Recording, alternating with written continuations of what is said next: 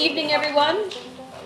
We are in the regular business meeting of the District of Squamish on March 21st, and we're meeting on the traditional territory of the Squamish Nation. There's an amended agenda in front of council. I'm looking for a motion to adopt the agenda. Moved by Councillor Ray, seconded by Councillor Chappell. All those in favor? Opposed? Motion carries. Is there any notice of motion? Seeing none.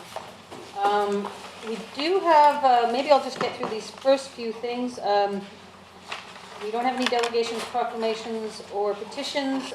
Consideration of unscheduled public attendance. Is there an issue that is of an urgent matter that a member of the public would like to bring to council's attention? Seeing none, we're going to move down to item 8A, which is the timed item for 6 p.m. And first on the docket is notice on title, section 57, Community Charter 37861 3rd Avenue. Thank you, Mayor and Council. What staff is recommending in this particular case is by resolution, Mayor and Council recommend to the corporate officer a notice. Excuse me, do you mind just introducing yourself? Sorry, my apologies. I'm Chad William, Building Inspector, District of Squamish. And also with us is Aaron Foote, the Deputy Fire Chief. Thank you. So what we're recommending is that Mayor and Council direct the corporate officer to place a notice on title under the Community Charter under Section 57 of the Community Charter. This is a building code and bylaw contravention notice related to life safety with this particular property. So we've done a number of inspections that were indicated within the report. To date, these have yet to be resolved. So we're asking that that council support that recommendation. So with these Section 57 issues, there's sort of quasi-judicial, so Yes. obviously staff is going to present their findings, and there's an opportunity for the landowner and or designate to speak to the issue. So at this point, I'll just quickly see if there's any questions from council or staff for any clarification purposes. Councilor Brett? So if something goes on title and then the works get done, then you inspect and it comes off title? That's correct. What we would do under Section 58 of the Charter is we would recommend to the corporate officer to then remove that notice on title, and that would come off. I'm wondering if you could also maybe speak to the pros and cons to putting a notice on title for the district, as well as if we didn't, what would be the alternate route that may or may not happen? Sure. I mean, the pros and cons. This really is a first step as far as the first official step with regards to getting compliance. The benefit, obviously, partially to do with liability. We're officially making this public information. The other piece is if this property were to change hands, we're placing a notice on title so that it's put out there. It's public information so that no one's caught by surprise that they've inherited these potential problems. It is pretty standard across the board. It's used province-wide as sort of a way to identify an issue while working towards compliance. It's certainly it's really the start of the process. I mean, we always aim for voluntary compliance, but anytime that it takes longer than reasonable, or anytime there's a real high risk, we want to make sure that we follow this along. Sort of step one, we put the notice on title, and then we work with the client, hopefully, to get a resolution as soon as possible. Then we can remove that from title. But the benefit to the community certainly is a liability piece. Is we've acknowledged the fact that there's an issue, and we've made that public information. Ms. Arthurs? I'm Robin Arthurs, General Manager, Corporate Services and Corporate Officer, District of Squamish. Further to what Inspector Williams said, this is a cost-effective route of registering known liability. If this was a step up or more serious, we would be going to injunction, which is costly. That would involve lawyers on both sides and a whole different process.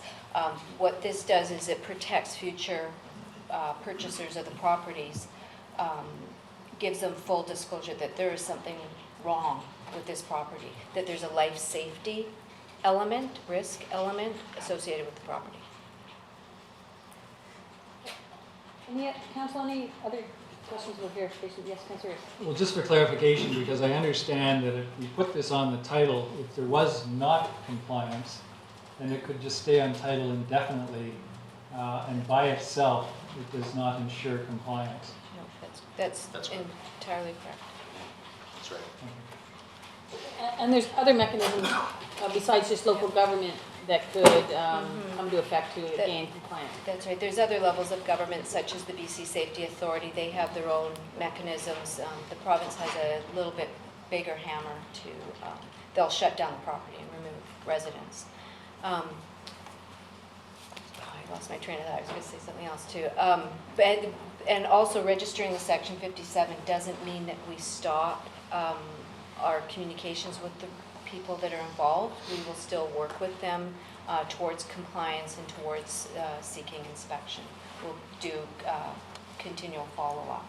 Sorry, are we talking about Paradise Valley? We're talking in general about what section, just wanted to get a broad understanding of what a Section 57 means, if it goes on a property or not. So that would be, I guess, for all the Section 57s That's right. in the province. Mhm. technically. That's right. Yeah. Any other questions, council? I don't see anything. Is the property owner here? Do they want to speak to it? Yeah, come on up to the podium and the floor is yours. Mayor, councillors, thanks for the opportunity to speak. My name is Frank Gadget. Our family's owned that property for 45 plus years. And we've seen a lot of changes with the municipality in that time. We've worked with the changes, bylaws, zoning, and in contrary to what has been said, we've been working diligently to bring everything up into spec and to meet bylaws. We've got engineers involved. We've got an architect, Jamie Martin, in town that's working for us. And by no means are we trying to sidestep anything. It's a unique structure that's inside. The outer shell has not been touched. The outer structure hasn't been touched. It's inside. We've got a unique structure for containment. And I would expect within the next week, we'll have all the documentation in place for the municipality. And so at this time, I'm asking that you hold off, because we do have everything, we will have everything in place in the next week to 2 weeks. Any questions for Mr. Edgett? I don't see any. Thank you very much. Thank you very much. Do we deal with these one off or do we? One at a time. Maybe a quick, yeah, Councillor. Well, I would hate to put all the resources in to put this on a property and then 1 week later take it off is, you know, if there's truly that close to compliance, the Well, staff, From the building department's perspective, I'm not disputing that that may be the case. From our perspective, really, the life safety piece is not in compliance at present, and we've been working for a couple of years on this particular property. I'm not disputing that there's momentum, and hopefully we can resolve this, and we'll work with the landowner to do that. so council says, well, okay, put the notice on title. How long does that take from a staff point of view? Does that take like a week or so? Is that Mayor Heinzman, it takes a matter of a day. We send a letter to the lawyer, and then the lawyer registers it on title, and it's the same for removal. So if that happens and then 2 weeks from now, the property owner is ready to take it off, how much does that cost If everybody? we come back to council, we get a motion to remove, and the fee to remove the Section 58 or 57 from title under Section 58 is $200. I actually think it's just a recommendation corporate to the I'm corporate. not sure about that. Is No, it? Oh, it's It just, is, yeah. It's just a letter. Yeah, I don't think it takes council to take it Yeah, off. it does not. so it's next to $200 nothing. bucks. And the applicant has to pay for the $200 to have it removed, so. Councillor Chappelle. Does it seem reasonable that the applicant can get the changes done in 2 weeks, or does it seem like it's not possible? It's a big job, certainly a big job. It's a very unique property. I suppose anything is possible, but from what we've seen, there's quite a bit. I know that there's been some recent phone calls from some professionals that have been recently hired to help get it to the goal. I suppose anything is possible, but at this stage, we're working on a at present basis. We're looking at the property at present. Can I just follow Yep. up? Is it unreasonable to give 2 weeks and then say at 2 weeks if it's not finished? Can we put a date?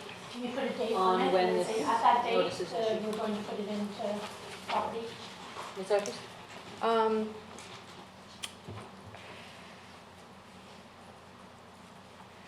So if we put in the motion, instruct the clerk to file a building bylaw, blah, blah, blah. If compliance On isn't April met on 2nd. April 3rd, Monday, April 3rd, that the On corporate Tuesday? officer, well, that's Tuesday, April 4th, but Right. Monday, April But we 3rd. could theoretically, in the motion, specify a date that it, Yeah, as of that date, then if it's not compliant, then we would register the section 57. I'd be happy with that, because I know we can do it within 2 weeks. It's not just recently, we've been working on this for months, right? But in order to get your permits and stuff, we have to get everything together before we can even submit, all right? So parts and pieces have been done for a while, it's just a few items that are lagging now. We spent a lot of time, a lot of money on it, and I just don't think it's right at this point. Through you, Mayor Heinzman, and to your statement, I know that you've been compiling a fair bit of information. We have yet to have a building permit application for this particular property. That's what I'm referring to. Yeah, right. So there's a certain time associated with processing the building permit, drawings associated. So I don't think the date that we're discussing is reasonable based on that. It'll take a certain amount of staff review. The uniqueness of the property will likely mean that there's some high-level professionals involved in compliance, which is going to take some additional staff to get there. so it's not just a matter of applying for the building permit, it has to be certified. Correct. That's correct. Right there, too. Okay, anything else there? Our engineer will be signing off on the drawings themselves. He's doing the design and signs off, and he's actually taking the responsibility. The structure we have inside can't even be inspected by the municipality. It's getting signed off by an engineer. They're not qualified to inspect it. It's unique. Okay, Councillor Kent? No, Oh, I thought you had your hand digest Just is pointing at the ceiling. Put your hand up. So, Mayor Heinzman. please, yes. We also inspect this facility. This would come up on a 6-month rotation, and we've had pretty delayed responses to any of our initiatives that we've put forward to them. So I would also support the building department with the section 57. Thank you. Can I say one more thing? Sure. We've had Black Dusk Security and Fire working for us, and tomorrow the fire department will receive the fire protection plan itself.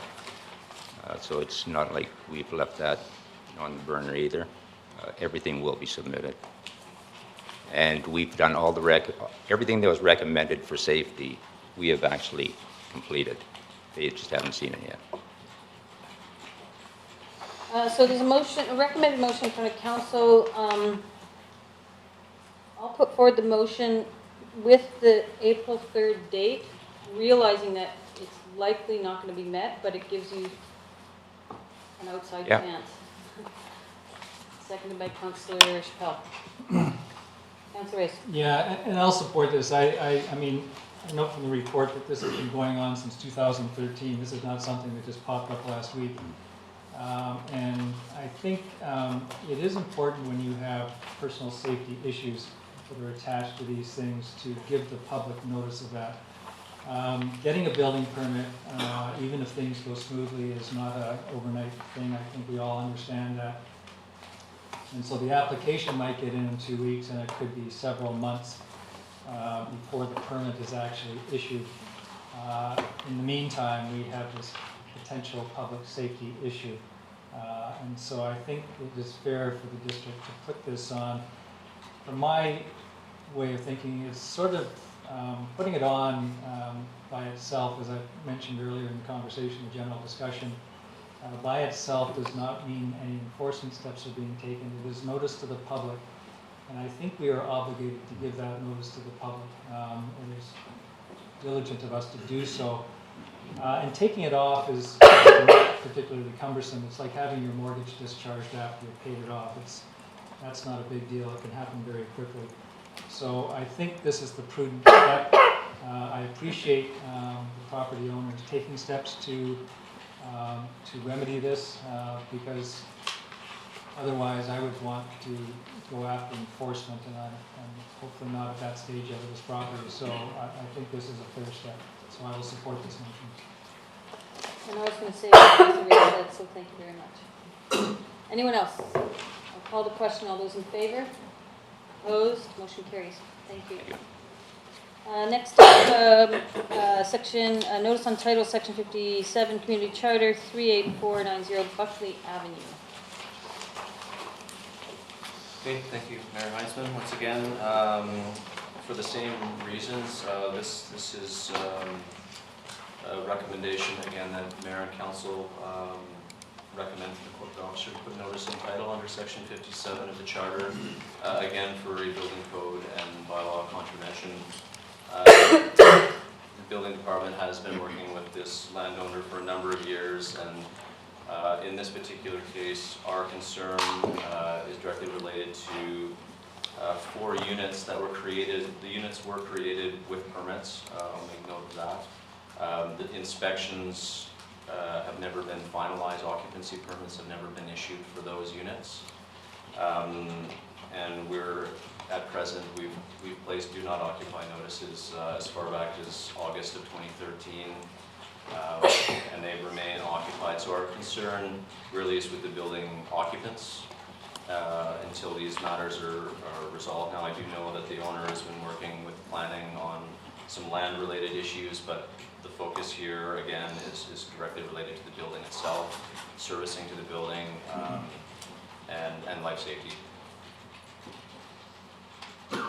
Thank you. Council, any questions for staff at this point? Don't see any. Is the landowner here? Yeah, please come up. Thank you, Mayor and Council. I apologize, I'm suffering from the latest flu that's going around. This is a very old matter. We've owned this property for nearly, sorry, my name is Ahmad Tahidi. I've been here before on a different property. This building permit, a copy of it you see here is from 2010, if I'm not mistaken. With the building permit was also a development permit and a rezoning. The rezoning was done, and the building permit depended. The building aspects of this project depended on the completion of the development permit, and that depended on resolution of a nasty little problem, which I'll show the council. So that's a copy of the permit. If we can go to the next page.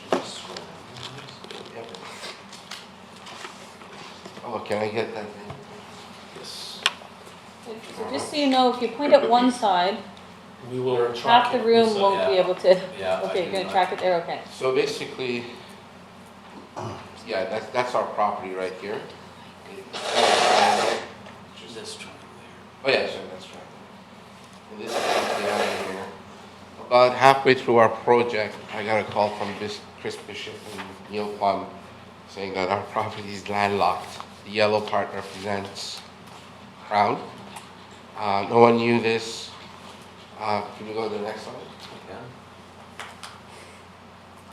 This is just a larger, we originally purchased this in 1980.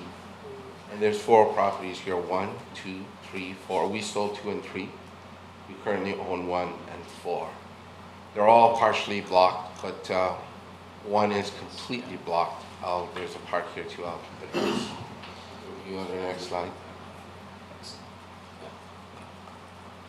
I just want to show you the date on this. 1969, I believe, somewhere, I can't see. The district did not know about this when we first purchased this property in 1980. There used to be a cafeteria there that burned down in 1979, and we purchased it. No one knew this was landlocked. And I guess it was discovered after the rezoning and the building permit, development permit, all of that happened. If we can go to the next slide. The other part, this is a bit complicated, if you can. So you see a little triangle here. Try to, if we can get the mouse there. That one triangle is our property. There's a little triangle to the north over there, the smaller one. That's supposed to be the crown part. And then there's a little triangle here. That actually doesn't belong to us or Crown. That belongs to BCR Properties, including all the yellow stuff. I got this from the archives of BCR Property. So we're effectively completely landlocked. And we can't get the development permit completed until this is solved. We can't get the building permit, building stuff completed until these are solved. If we go to the next. So this is a larger area by BCR. BCR owns all of these yellow and orange areas. They don't belong to the district of Squamish, but the district uses them. If we go to the next slide. We did a survey, a section that's red, that's the combination of Crown and BCR. And the property to its right, which is east, that belongs to us. And that smaller triangle inside is the building. We go to the next slide. In good faith, we did all the work that the building permitted us until the stage where it says can be boarded. And I'm not a big shot developer or contractor, but that's a big deal. That means it includes everything's done. You can't get that unless you've got going backwards installation, plumbing, electrical structure. Everything's got to be done. So anything after that is basically a formality. So we got it to this stage, and this is 2011. I don't know the date now. And I've got all the other copies of inspection slips. BC Safety Authorities came through. We were green lighted for electrical. Everything's done. There are a few issues that as the code, the bylaws changed, they came up during these years. There's a lot I can share with the council of what happened during these years. I was here pretty much every day struggling with this issue, going to Crown, going to BCR Properties.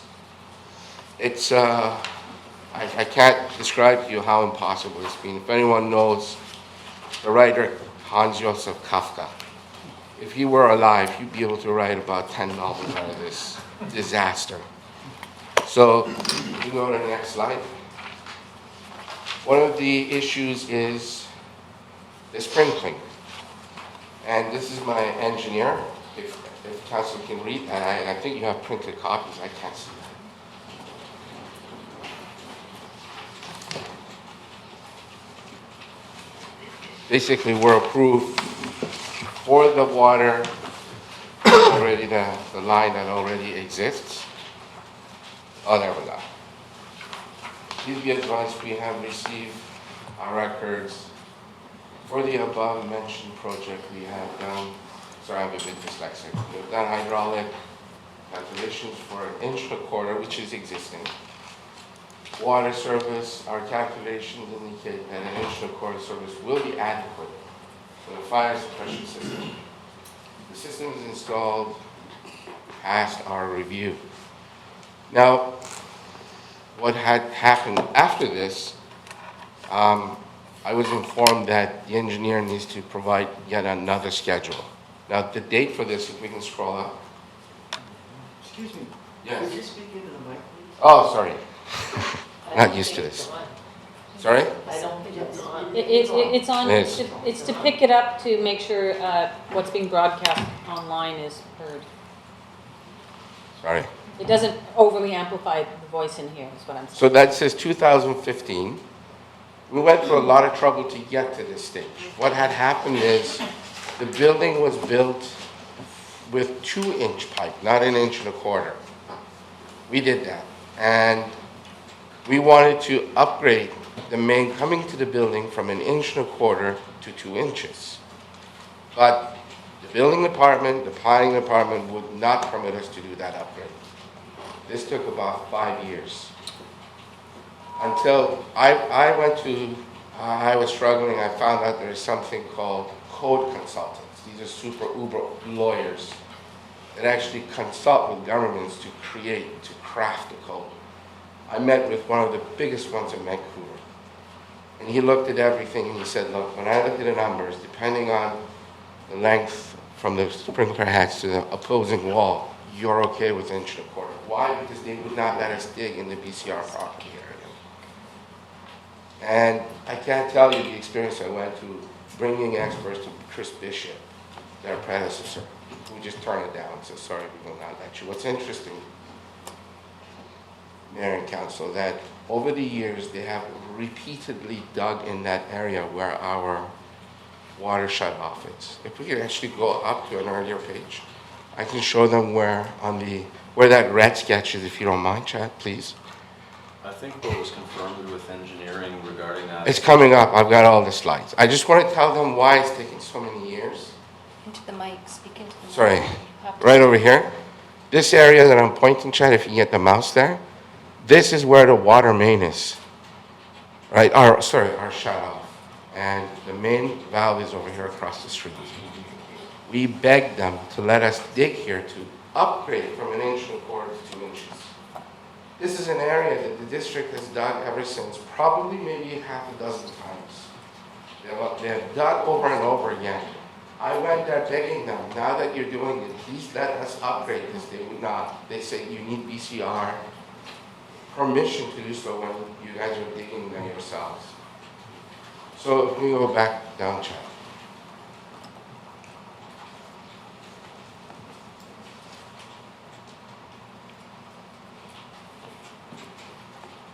Following slide.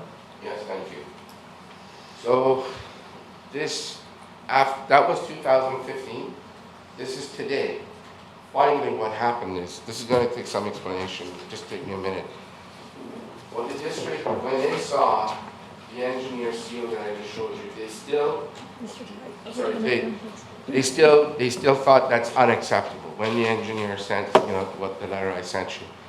And I had no idea why they wouldn't accept it. Until about 3 or 4 days, I found out what they want is 1 1/4 inch all the way to the main, which is fine, but they said, we don't know. This is the building department engineering. We don't know if it is 1 1/4 inch past your property to the water main. For the first time, I found out about this unknown only a few days ago. And my engineer and myself, we've been waiting to find out why will they not accept this. We found out just a few days ago. And Chad sent in this email. It says 9 a.m. an hour ago. That's when I copied this. That's today. They finally say yes. From the property line to the main, it's 1 1/4 inch. So this is taking this 2 years just to get this information. Over these years. Let me go to the next slide.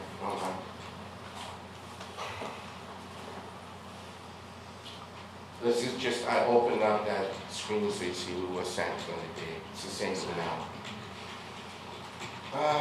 Okay, so I got this sheet from building department about, 4 or 5 days ago, saying the things that are outstanding. I did not know about this stuff. This is what's outstanding in order for the Section 57 not to continue. I have about half of them done. I've had only a week to struggle to get this done. Remember, this communication is being made to me over these years, just a week ago. And I'm pretty much done most of these. There's one that's a bit of an issue, I'll explain. And I think that's it. I don't think there's any more.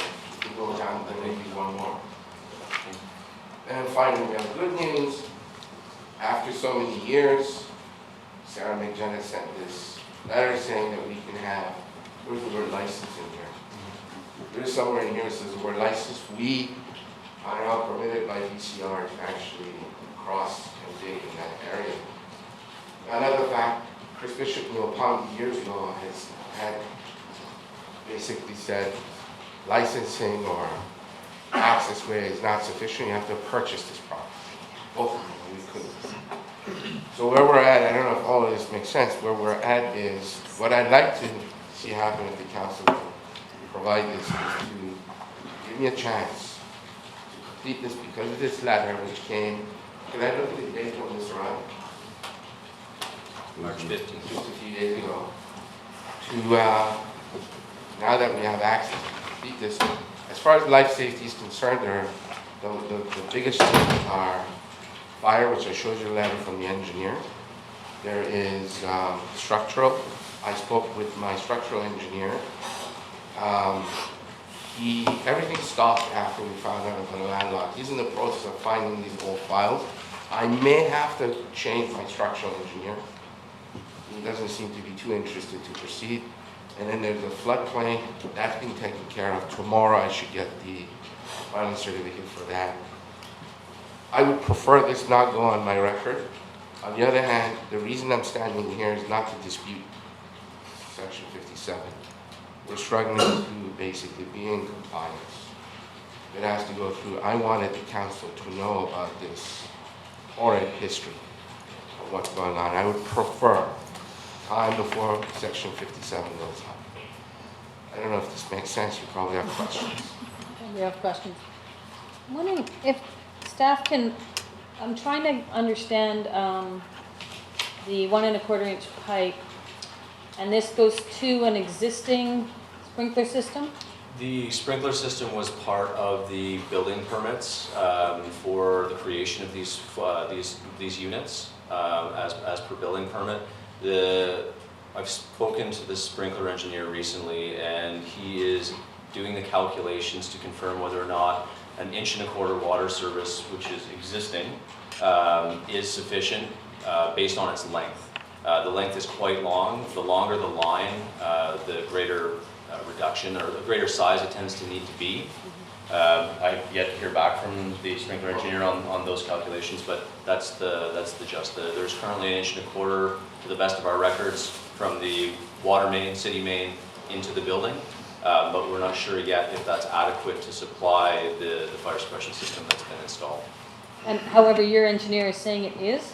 My engineer says it is, and what has happened is, I know this will sound a bit unbelievable. I don't know what staff room or whatever.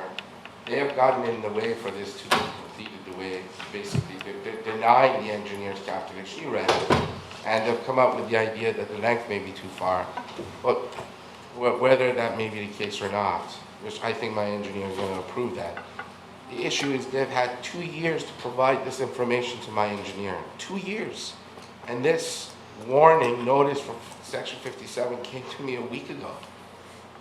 They've been sitting on this information for 2 years. So I'm asking for more time. This is completely unfair. I don't want this to go on my record if I can avoid it.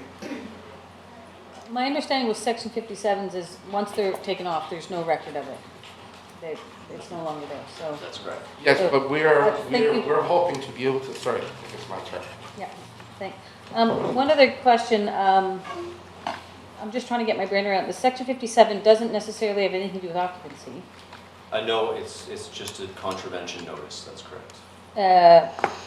But it's because of life safety issues. That's correct. So the One being fire, however, Yes. if the 1 1/4 inch pipe, then that's not a problem. which we're waiting And for. so I just find it hard to read this. So what outstanding, I'll go back to one of the documents here. This document is one I provided to Mr. Tahiti after reviewing the file recently. The highlighted items are the required, these are legislated under either bylaw or building code as a requirement prior to occupancy. These are outstanding. The one in the received column, which is the electrical final, we do have. All of the remaining documentation is still outstanding. So this, before we even can do a final inspection to permit or to issue an occupancy permit, we would have to have all of these in hand. So we're at as of today, we're quite deficient on the file. Okay, but you just said occupancy permit has nothing to do with the section. It doesn't. It is, the occupancy permit, when it's issued, is final confirmation that all of the life safety issues related to a dwelling unit have been met. And there's people living I'll in just there. quickly go to council, Mr. Tahiti, we'll come back to you in a minute. Councilor Ellis. So I'm just a little bit confused about the timeline. Because in August 2013, there was, our building inspector identified that there was no occupancy permit. But were the issues that Mr. Tagidi spoke about in terms of the BC right of way, is that what prevented getting an occupancy Yes. permit back then? I'm just asking staff. Through you, Mayor Heinzman, this was one of the issues that we highlighted, and one of the issues that we posted the do not occupy notices on those properties was we had none of the life safety information in hand. We had yet to do any of the inspections for the properties, and that's why we placed the do not occupy notice at that time. They remain in effect until they're rescinded in writing, so they're essentially still in effect, but occupancy still remains. But can I just follow up, please? But the argument Mr. Tagidi is making is that the BC Rail property issue is what prevented him from providing that information. With regards to his water supply, through you, Mayor, with regards to the water supply, I'm not disputing that. They have been until the 15th of this month. They've been struggling to get permission to run a new water service. But I don't want to focus primarily on the water service as the only outstanding issue. It certainly is a very significant one. But we also don't have engineering for the structure. We don't have the geotechnical sign-off, which is the bearing capacity of the structure and the flood elevation of the structure, and a number of other required documents. So just, I think what I'm hearing is that everything on this list, aside from the water issue, could have been provided in 2013. Correct. Yeah, I believe so. I think the water issue, most definitely, with this landlocked issue that Mr. Titi speaks of, is a valid challenge. I'm not disputing that. But from our perspective, we're looking strictly at the life safety piece related to the occupancy, and correct. The other items, with the exception of water, I think probably could be done, or most definitely could be done. Mr. Tahiti? The list that you see there, all the items in the above chart, they have that. The inspections notices that I have since here, when we went through the file, they didn't even originally find them. Took a few more days to find them. They're there. What's missing is structure. Fire, the three big ones are flood, structure, and fire suppression. And the flood, I should have had that yesterday. This is a CBI, I was never told that I needed one. This is for the first time I'm hearing this. So I spoke with my geotech, he's going to provide it. He came and reviewed all the elevations, it's there. If it wasn't there, we wouldn't have had the building permit in the first place. It means it's there. Structure, if you remember the notice I showed you with the red line, okay to cover, that's drywall. There is no way we would have been permitted to do drywall given structural issues. That's, if I may speak to that, that's not entirely accurate. That may have been the resolution of some outstanding issues to get covered, but it's certainly not a sign-off from The structural only thing engineering. that's not for structure is they're asking for something called CB schedule, which at the time when we had this building permit, none of this stuff was provided to me. I'm speaking with my structural engineer to provide that. So, in a way, if I can answer that question about what we could have done, this is new that we just received, and we're in the process of completing it. I would not have had those engineers approving the notices that you saw if we were not in compliance. And I wish I had the planners be working on it. I don't know if Jonas can speak to this. Ultimately, we will not be able to get occupancy until this landlocked situation is resolved. And that's what's been delaying everything. I thought the occupancy was connected to the fire suppression, which was connected to if they had to upgrade the pipe, but if they don't have to upgrade the water pipe, then the landlockedness of the property It becomes a isn't moot- connected to occupancy. Correct. Yeah, the BCR, my understanding, and you may speak to that, but our BCR has given them permission, if there's a requirement to upgrade water, to go ahead and do so. Which we're willing to do that, that's not an issue. But we just got that letter On the 15th of this month. I have Councillor Race and Councillor Blackenwell. Thank you. So to Mr. Tahiti, is there a problem with our fire department inspecting your fire protection? I've already inspected it. It has been inspected? Yes. I can take that through Mayor Huntsman. We did do an inspection, a life safety inspection in 2013 with Mr. Tahiti. We did review the building just for a walkthrough. We didn't receive any paperwork from Mr. Tahiti as far as what the sprinkler system was designed to, which NFPA standard it was designed to. We did a walkthrough just to look for life safety issues. I did note that only part of the building is sprinklered. The lower portion, which would be considered a floor given the height of the ceiling, is not sprinkled. So That's been recently sprinkled, and the staff did receive from my engineer got a copy of the letter that includes the lower portion. okay. At the time of our inspection, that was not sprinklered, and the system was finished as far as Mr. Tahiti was concerned. So it's changed. Councillor Race, did you have? Well, just, I'm looking at the report, February 21st, 2017. The fire suppression engineer left a message for the building department and indicated that the system in question has not been tested or confirmed, and that he was met with resistance from the owner when he requested access. So I take it from that there's an outstanding inspection and testing That's that has to correct. happen. As per the building code requirements that fall under letters of assurance, so when a professional is hired on a project, what they will commit to the owner is what's called a Schedule B, which is a design of whatever system it is that they're involved in, and subsequent inspections. Once they are satisfied that it met the design requirements, they'll issue a final schedule called a CB. So we've got Schedule Bs from the 3 consultants you see at the bottom of this document, but we've received no CBs, which suggest that final inspections have been done and that satisfaction to those designs have been met. So my last follow-up. So Mr. Tahiti, you heard that. Is there a problem giving the inspectors access to your property? Absolutely not. Absolutely not. And they have reviewed that they're coming to test it. My engineer worked with Black Cross Fire Security. They came and tested the pressure. It's been tagged. Everything's been tested. In the letter that was up on the screen, the engineer says we've reviewed it. We've tested it. So what they're looking for, the CB, is just a formality. It's just one, like my engineer's not going to come and test it. So we just need access to the building for you to confirm that? We need the paperwork Yeah, from the engineer. Yeah, we're legislated by the building code to have this paperwork in hand that tells us that the professionals involved have signed off on this work prior to doing that inspection. So this is a prerequisite to our final inspections. Okay, so you hear what you have to do. I've got more people asking questions. So Councillor Blackman-Wolf and then Councillor Elliott. I'll wait. Okay, Councillor Elliott. So to staff, Mr. Tahiti was saying that these weren't requirements originally in 2013, but they are requirements now. No, that's not accurate. It's been a part of the building code regime since the 80s. It may have had a slightly different name. When Mr. Tahiti, when he started the project, it would have been called the Schedule B1, and the subsequent document would be called the Schedule B2. But essentially, it is the letters of assurance process. It just goes by a slightly different name. It would have been in effect at the time. And I heard Mr. Tahiti say that you have all the paperwork, but no one has found it.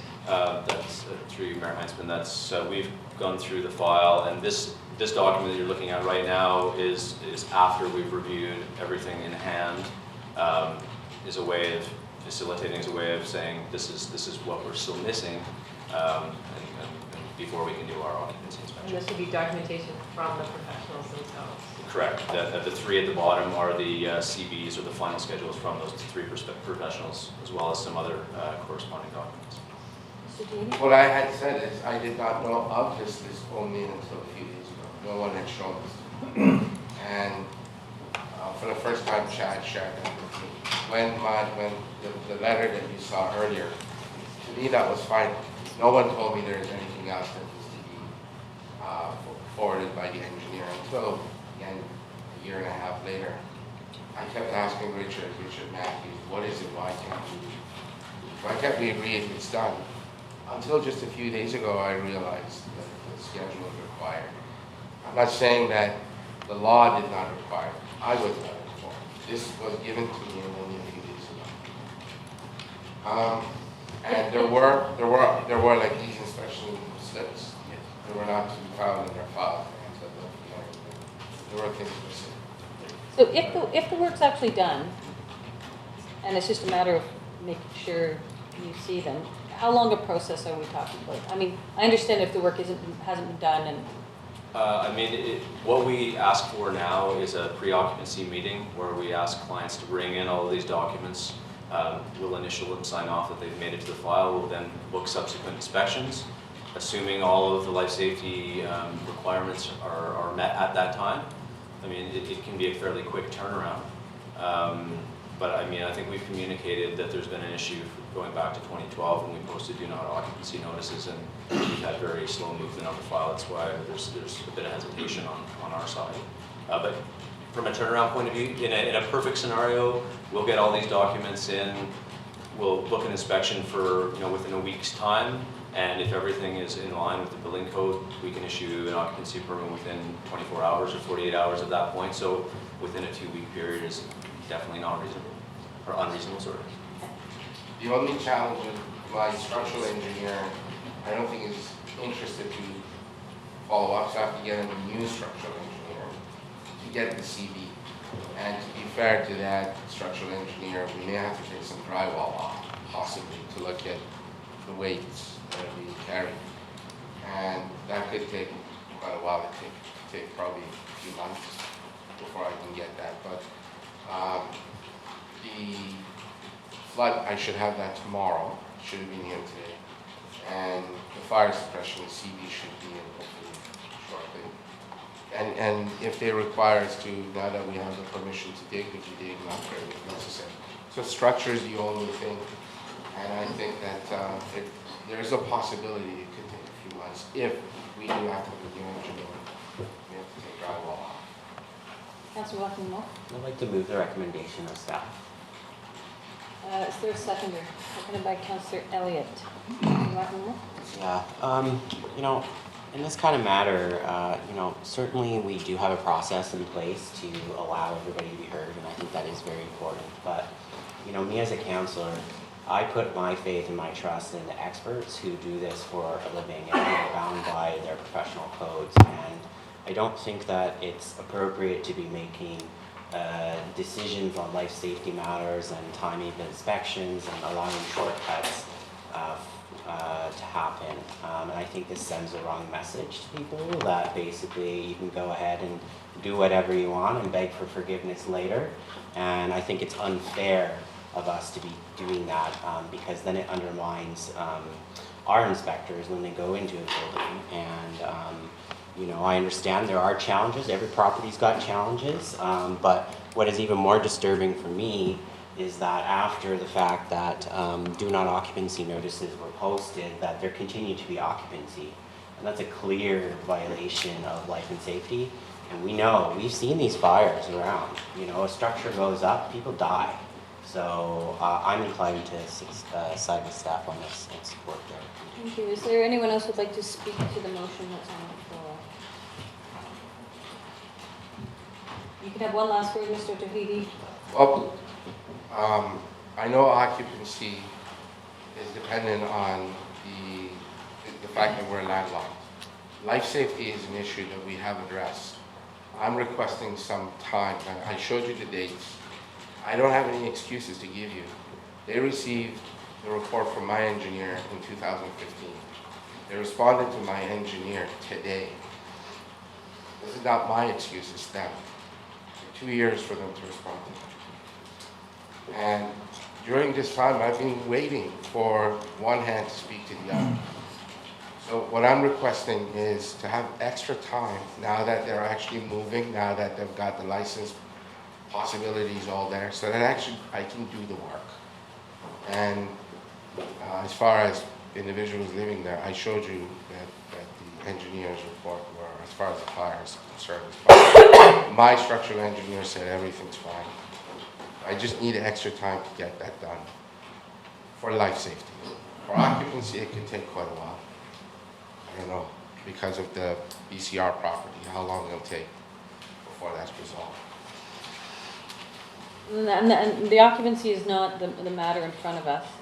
My understanding too is the occupancy is only related to the BCR properties if you actually have to do the works to upgrade the sprinkler.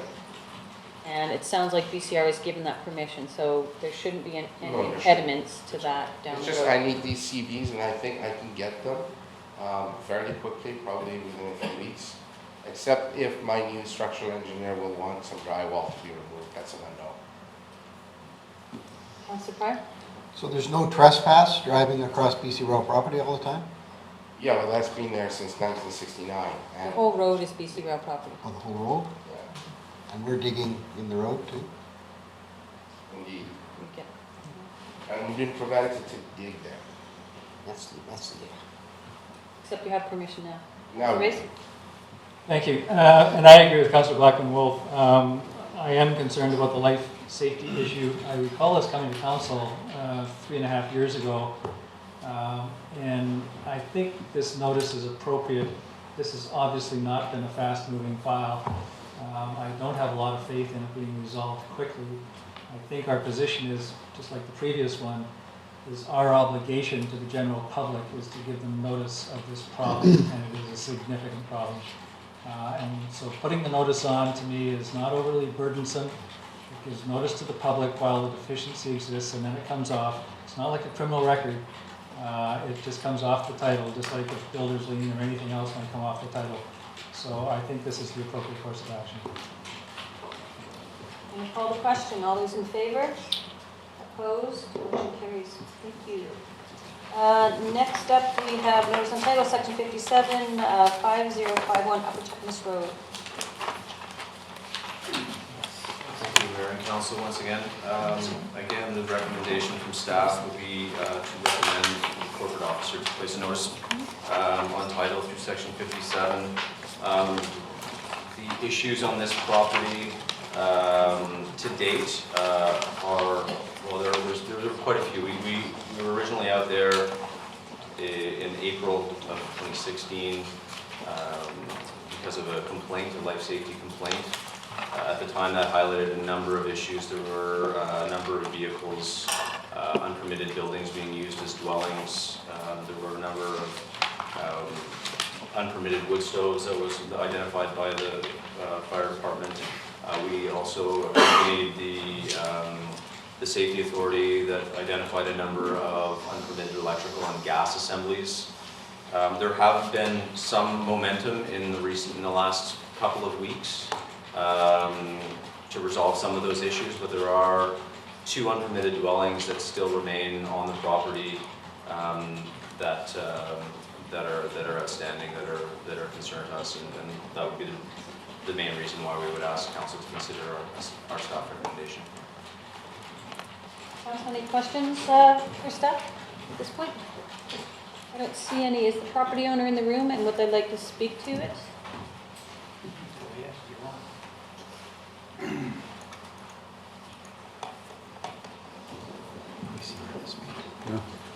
I am just the parent, I'm reading a letter, okay? And sorry, is your child the property owner? Yes. Well, no, he's not the owner, but he's living on the land. Oh, this is I'm a- between the property owner. I'm afraid in this process, it's only the property owner that is allowed to speak to this property and not a tenant. Okay, well, he's on, okay. Unless the property owner has designated you to speak for them, like a lawyer or something like that. So, but as a tenant, it's against the It's property. his house, he built it. Yeah, but he doesn't technically own it. Well, he doesn't own it, but he was given the land to build on. He was, Is Okay. he on title? He's not on He's title, I'm afraid. This is, Ms. Arthurs, do you want to speak to this? It's a very legislative That's right. process. That's right, this is a notice on the title. This is a process between council and the owners of the property. So if he's on title, then that's fine, but if he's not on title, he's not considered an owner. Sorry about that. Is the owner of the property in, Well, in the room?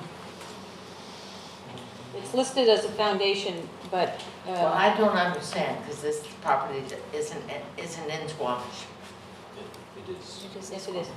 It's not, it's in Paradise Valley. Yeah, Paradise Valley is within the district of Squamish. Great. Yeah, it is within the district of Squamish.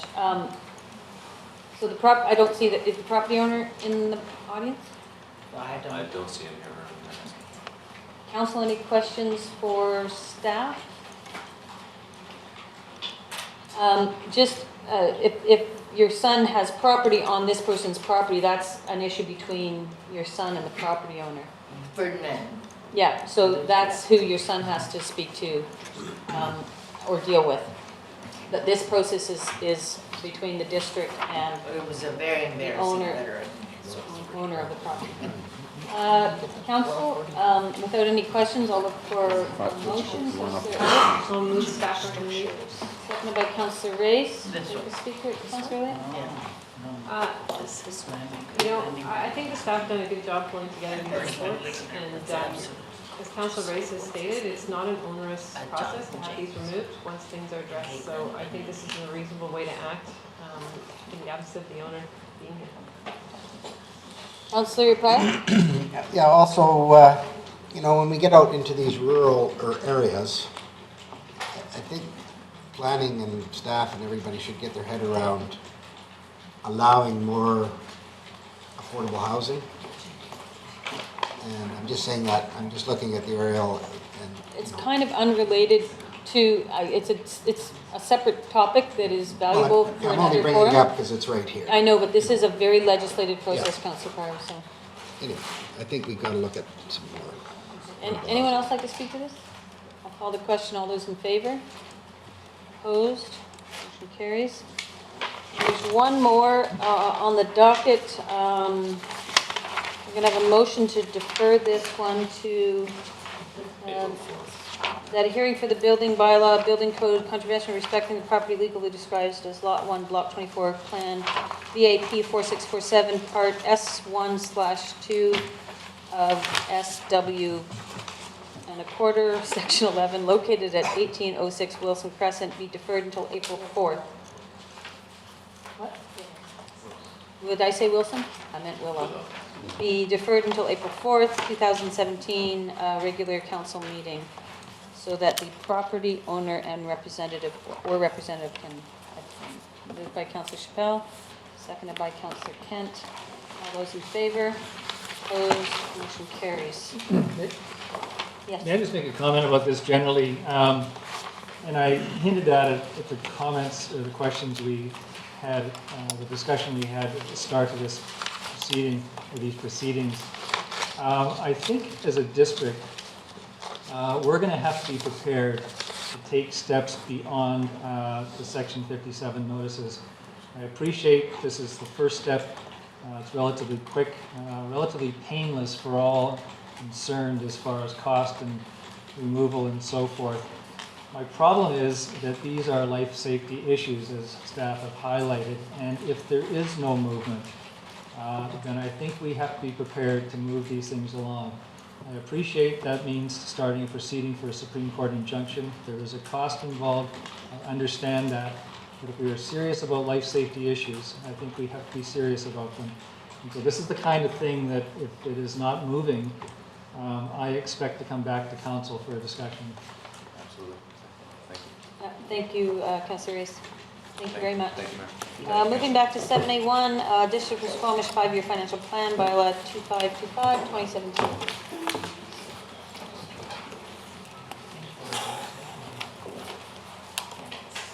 Ms. Matthews, the floor is yours. Thank you, Mayor Heinzman.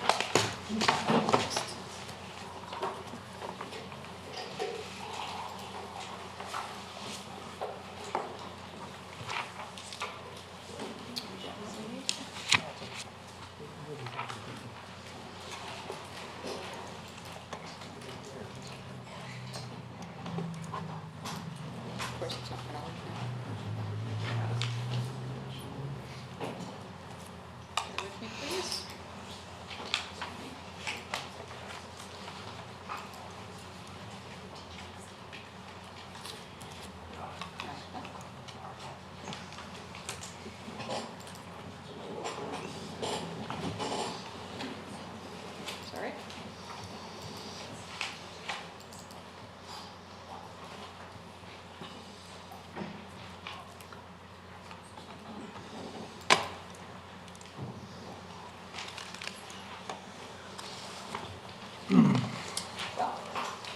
guess we'll be winging this.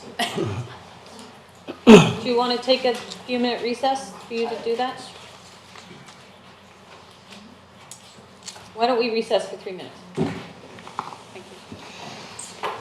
Stretch break.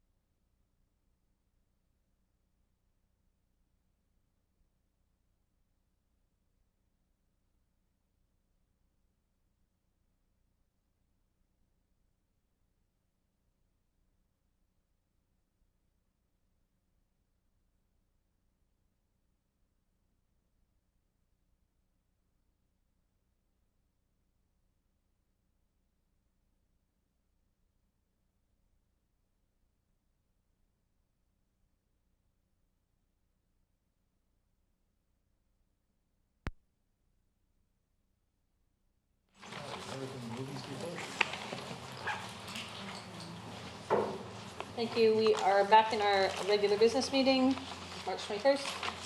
We're on item 7A1. Thank you, Mayor Heinzman. My name is Christine Matthews. I'm the Chief Financial Officer.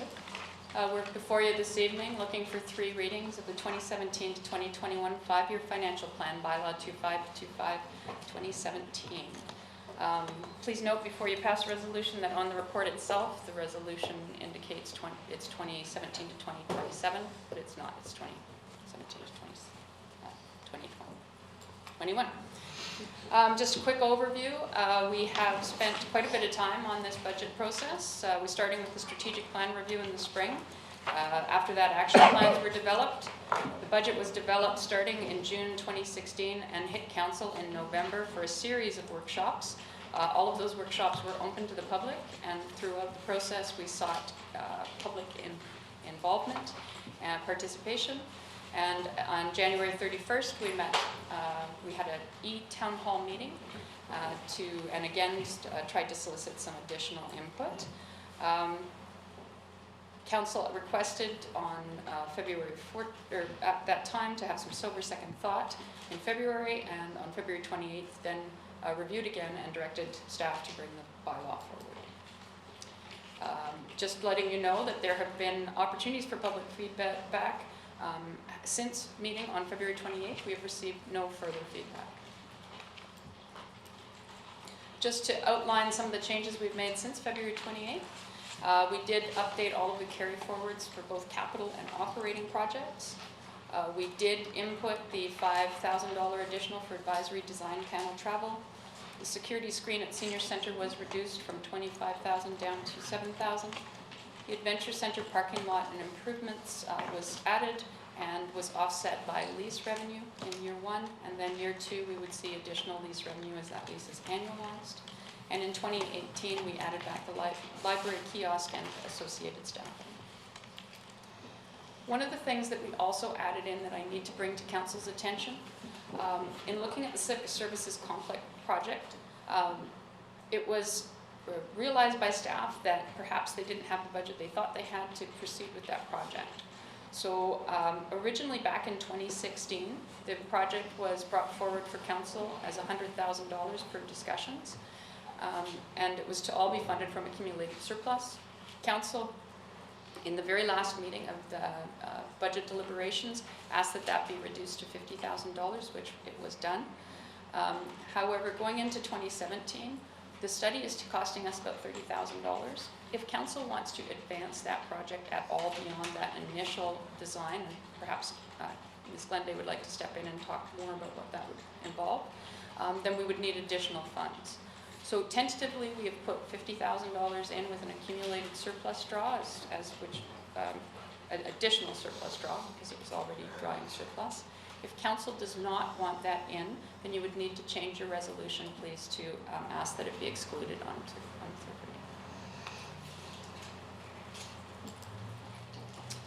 reading. Some of the highlights of the budget. Again, council's just looking at developing, the budget oversees a bunch of different things. It was a very ambitious budget. we're looking at developing for the future and growing with our environment in mind. So you'll see lots of projects on green building zoning and bylaws. CAC policy review, carbon neutral plans, site alteration, riparian, estuary plans are all part of it. From a social programming perspective, we're looking at getting an affordable housing contract in order. And we are also looking at a cemetery master plan to manage growth. From a corporate perspective, we have real estate and civic complex plans. We also have facilities maintenance, the big technology transformation project, central service bylaw and staffing, and all of these are around building capacity for the growing community and ensuring that we're working as efficiently as possible with proper tools. Other highlights around safety, we have the wildfire protection plan, safe routes to school, flood plan risk assessments, dike upgrades, fire hall upgrades for seismic stability, and also fleet and equipment in the fire end. We are revamping and working on improving rail crossings. For alternative transportation, there's additional bus shelters, improvements and multiple improvements to walking and cycling corridors. Those are being worked out with council in terms of highest priorities and are as per the active transportation plan. From a recreation and arts culture, we have the addition of the Dentville Park, Smoke Bluffs parking lot, and there are several smaller investments in the arts and allowing our public arts committee to perform as required or requested. From an infrastructure, we are doing substantial refurbishment improvements, and we also were able to improve our capital investment in reserve by about $2 million. Just a quick overview, it's a $44.3 million operating budget, $32 million capital budget. That is supported by $57.8 million worth of revenue, 27.7 of which is taxes and taxes in lieu, 14.3 million fees and charges, 10.4 million in grants, investments, and other types of revenue, and $5.4 million in developer contributions. We are supplementing also with $11.9 million worth of borrowing and $6.6 million worth of reserve use. 6.5% property tax revenue increase, about 1.58 million increase. There's 4% water fee increase, 2% sewer fee increase, and the solid waste varies with tote size from 0%, 10%, 15% depending on tote size. Just to clarify, the 6.5% property tax revenue increase does not indicate its impact on the actual tax rate to taxpayers, as the assessment base is expanding due to growth. Impact property owners will need to be determined after we receive the revised roll from BC Assessment. We expect that by the end of the month or early the beginning of next month. Based on our estimates today using the completed roll with some adjustments and corrections, it's a 4.4% increase to all of the uncapped tax rates required to produce the amount of revenue we would require. When we look at what an average single-family residential home, what's happened with them, they're now sitting at about an $800,000 level, so a 38% increase over last year. That has a lot of people quite concerned. However, we adjust the mill rate to just still take in the amount of revenue we require. So just because assessments go up 38% does not mean taxes go up 38%. When we actually do the numbers on that average house, we're looking at about $143 per year increase in property tax for that single family resident. It's less for other residential properties, but for that single family resident average. And again, we have to put some caveats around that always, because every home is different and is assessed differently. And so we're just looking at the overall average assessment. And it's about a $12 per month property tax increase. Some of the other classes are actually not impacted. They're not adversely impacted because there's been growth in the assessment basis. So most of them right now, based on the completed roll, are not showing any increases over the prior years based on averages, again, just to clarify. The only class that's seeing a significant impact is the port. We will be coming back on Looking into the future, we're looking at if we can get 3 readings of this bylaw tonight. We would then turn around and bring it back to council on April 4th for the final adoption. On April 11th, Finance and Audit Committee, we would like to bring back the actual revised roll and start to talk to council about the distribution of that property tax revenue amongst the various classes. And during that time, we fully expect that the port will want to attend the meeting again. We have financial planning process debrief also scheduled for April 11th. And then after we've gone through all the tax rates and ratios, we would be looking to bring the tax rates bylaw tentatively scheduled today for April 18th and May 2nd. Unless there's any other specific questions, I'll turn it back to council. Any questions? I have a bit of a question. I'm trying to get my brain around adopting the financial plan prior to our discussion on tax rates and ratios. Why would we not wait so we really understand the tax implications? We haven't had that conversation yet. So we have tried to have the conversation with the completed roll, and so I believe that you have as much information as we can provide today.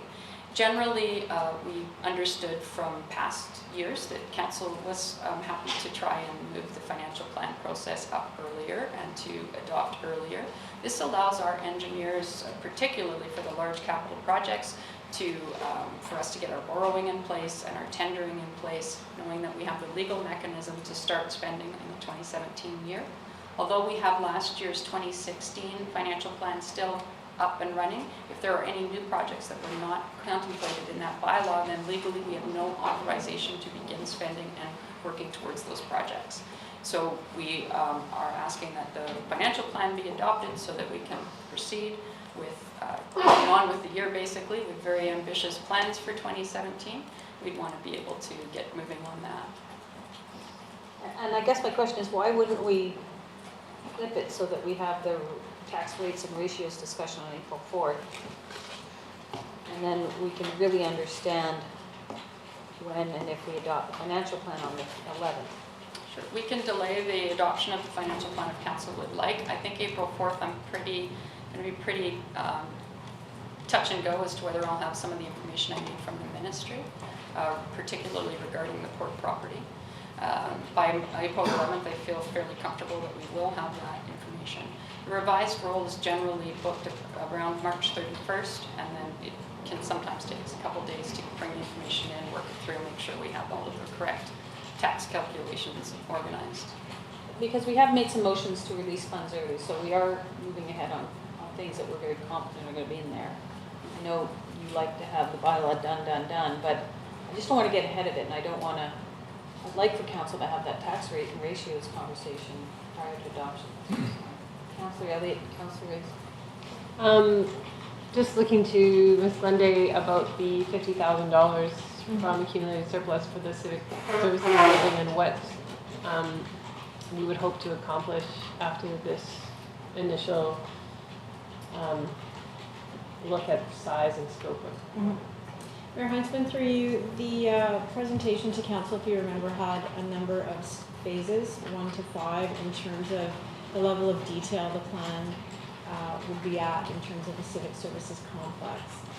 The first study, which we've just contracted out for $30,000, is essentially looking at site options, site analysis, function planning, so working with all of the staff to figure out what space needs for the municipal building itself, and then moving out from there in terms of council's vision for all of the other what we'll call animating spaces, so daycare, community space, affordable housing. It will be an initial sketch of, and then there's going to be like a Class D or a very broad estimate of potential costs, and that will give council an idea of what sites are feasible, what sizes are feasible, and what functions are feasible, but at a very high level. Following that, if council wants to move forward with actually planning the civic services complex, so yes, let's go ahead with getting to development permit level drawings and more accurate costing. At that point, I would want to go out and contract a project manager, an expert in the field, to take it to that finish line, so to speak, and it's a very, we've scoped it at an additional 70,000 ultimately over and above the 30. But again, that would be dependent on once we finish the first feasibility if council wanted us to continue on. So questions related specifically to that budget item? Is it related to that budget item, Councillor Scott? A member of the public during our discussion had written about not just considering downtown in our plans, and had written that he thought the civic centre moving to Brennan Park might be a reasonable idea, which I thought, I hadn't actually considered that idea, but I don't want to take it off the table. I think it's worthy of a discussion. If we could include it in the discussion at some point, that would be fantastic. The current study is considering sites not only in the downtown.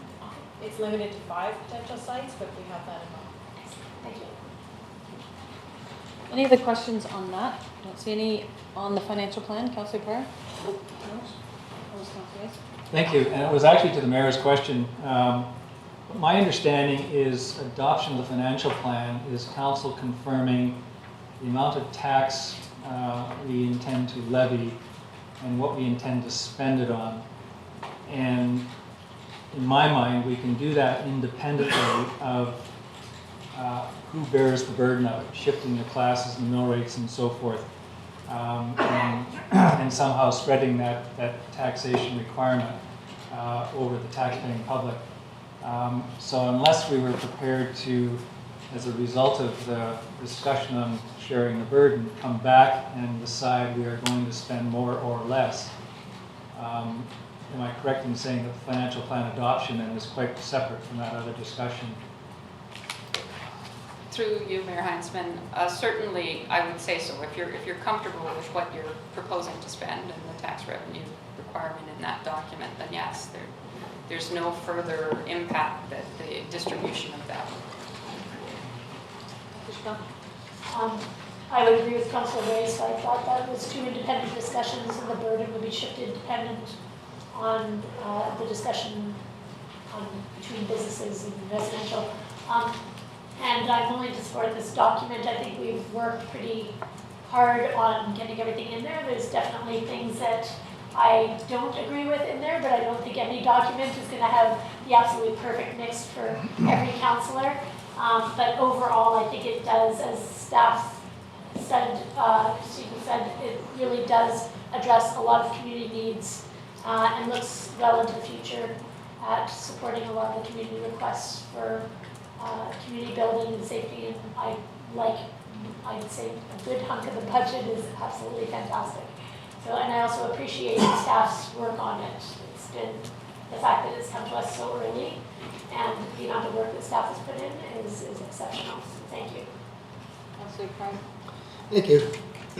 Yeah, I get a kick out of the finance. It's not the easiest thing to understand all the time. I've been at it 5 years. We got 13 or 10 years here. Every year it's a little different. So this is the 5-year financial plan. And, we're talking about our taxes and our increases coming this year. We're not talking about increases for the next 5 years, are we? Through you, Mayor Heinzman, we are required by law to revisit the 5-year financial plan annually. Yeah. So next year we would look at it again, and that would be up for council's discussion. Currently, year 2 does show a bit of a spike for sure, but that unfortunately is normal because we generally don't know about upcoming grants for the large capital investments. We generally have to assume that all the borrowing and all the capital plan will happen, and that pushes a huge borrowing impact into future years. So to answer your question, realistically, we would be revisiting it next year, and it would be up to council next year as to what the tax implications would be. Yeah, because I don't want to support a 5-year plan that shows increases and we haven't even got there yet. If I may though, Mayor Heinzman, there are certain costs that, because of the size of the capital plan, will have impacts on borrowing and things that you won't be able to control going into next year. Once the borrowing is done, we will be required for debt service, for instance. Thank you. Councillor Race? I was going to move the staff recommendation, seconded also. I'm going to speak before I go to that motion. I just wanted to clarify what my concerns were. Along this process, we've been sort of sending some direction that we'd like to see an effective tax rate-ish for a residential at under 5. And we have a revenue increase of 6.5% within this budget, but we don't know exactly what BC assessment is going to come back with in terms of the additional revenue we're getting this year because we've got new houses and new buildings and new businesses in town. So I would just like to have a really good understanding if we're going to be able to get under that 5% for a residential within this budget.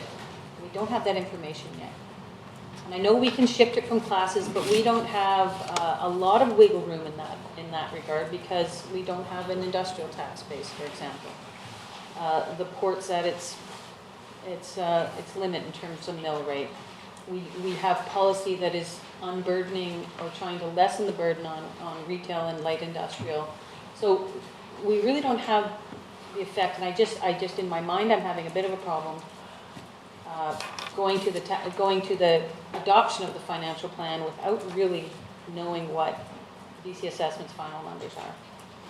I get the logic behind it, get things going, but anyway. Would you like to move it, Councillor Rice? Yeah. The answer is yes. Well, we can move 3 reads and not do adoption until after the by right. Fair enough. Moved by Councillor Rice, seconded by Councillor Elliott. Thank you. Councillor Rice, do you want to speak to it? Then I'll go to Councillor Scott. Okay, thank you. And thank you. I was actually counting up the number of years. This is my 9th budget, and I know for a member of the public watching me counting my fingers might be a little bit discomforting when I'm making budget decisions. Nevertheless, it's my 9th budget. These things, in some senses, get easier because I think the way the budget is presented by staff makes a big difference to it. And I'd like to compliment staff on the work they did to put it together to deal with, to make it easier for council. On the other hand, the decisions don't get any easier. They are inevitably a series of compromises, and there are always people that feel that there's things in the budget that they would not want to see, we've overlooked things, etc.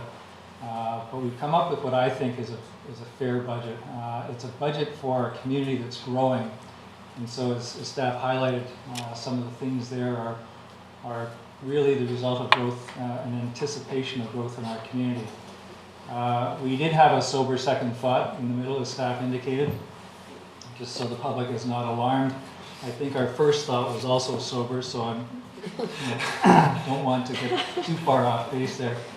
But I'm happy to, I don't anticipate any significant or any actual changes in the actual requisition or the things we're going to spend it on. We may have a discussion certainly about how it's apportioned, but I think this budget is about as close to the bone as we want to take it in this community. So I'm happy to move this. Councillor Chappell. Thanks. With the mayor's comments, I definitely have some sober second thoughts. I think that passing it for 3 meetings, I will support this for the reasons that staff put forward, but I point out that it is 3 readings, and if the tax rate is above 5, and that there is no way to shift that burden, because I will be looking for moving to the BC averages and not above for small business. I can't support it, and if that means that we have to take out a few, like another $100,000 to make it reasonable for the community, I think that's fair to say that with a growing community, you also have growth pains of affordability, and that taxation can be, I mean, if it is $143, I could certainly support that. But if it ends up being quite significant for people that have, because, you know, as a small business, you have the space that you're given to earn income from, and you can't raise your income with more taxation. So as your taxation goes up, your ability to earn more money actually goes down because your affordability goes down for other reasons. I look forward to that conversation, but, you know, after we said enough, we still had a whole whack more come back into the budget. After council said, I will not support any more increases, we had more parking lot improvements and more things come forward that I could see being cut if we needed to take things out. So I will definitely support 3 readings with the option that if the tax rates don't seem equitable, fair, or reasonable to the community, I will look to council to cut some of the things out of the budget that are not absolutely essential in this year's budget. Thank you. Councillor Blackenhall. I'm going to be supporting this reading. We spent the better part of 6 months going line by line through the budget and making some tough decisions. So I'm okay with supporting it, and you know, I think that we've done a very good job of trying to balance competing priorities and a very quickly growing community. And I think that you know, I'm not hung up on a specific rate, or you know, we need to keep it within reason, absolutely. But I do recall the discussion being that at the outset we sort of set a general boundary of around 5%, and that allowed staff to bring forward options. But you know, all down the line we've had opportunities to say no or yes to various things, and I think that this is the best foot forward at this point in time. I'll speak very briefly to it. As was mentioned, it's a consensus document. It's not 100% of what any of us would like, but certainly it gets a lot of priorities of council in there and the community.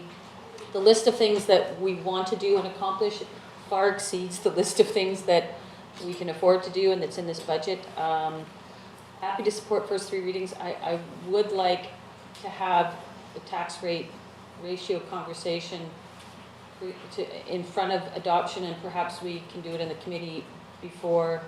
Anyway, we can talk about agenda setting. I do think it's prudent to have those numbers in your head when you're making a decision on the final adoption of the budget, either way. So, don't see any more hand. Councillor Pryor? And we did kind of have consensus to keep it at just under 5, and I reluctantly supported that. I mean, I would like to see it less. Hydro's up, telephone's up, you know, everything's up. And at some point we have to start tightening our belts, and I'm hoping next year we'll be doing that. I'll call the question. All those in favor? Opposed? Motion carries. Thank you very much. Moving on to item 8. Mayor Heinzman, can I just get direction then? You'd like us to hold bringing it back to them? If we can have the conversation about tax rates, but we need all the information from the province to have that.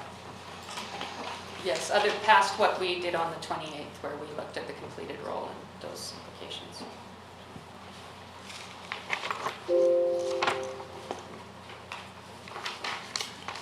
Okay, moving on to item 8A5, Smoke Loss Management Plan. We have had this in front of council before. We did send it back to the committee to, they were trying to come to consensus on some very specific wording. Sounds like they've done a good job. They've come to consensus, and it sounds like it's done. Yes, which indeed. is really exciting. The committee has endorsed the draft management plan, so it's here for council's consideration for adoption. Yeah. Are you going to move that, Councillor Chappelle? I am going to move that, and I'll second that. Councillor Chappelle? thank you. This document's been a long time coming, and it's a fantastic document for one of our premier destination climbing parks in the district. And it's pretty much one of the only climbing-oriented district parks, municipally run parks in the world, and it definitely is a tourism draw. It's now used for a lot of different recreational activities. It draws schools up to teach kids climbing. There's a lot of differently abled people coming up now and using it to challenge themselves and with supervision of guides. And I just commend the committee for all the work that they did on this document, because there was some tough times coming to consensus because of so many users in the park now.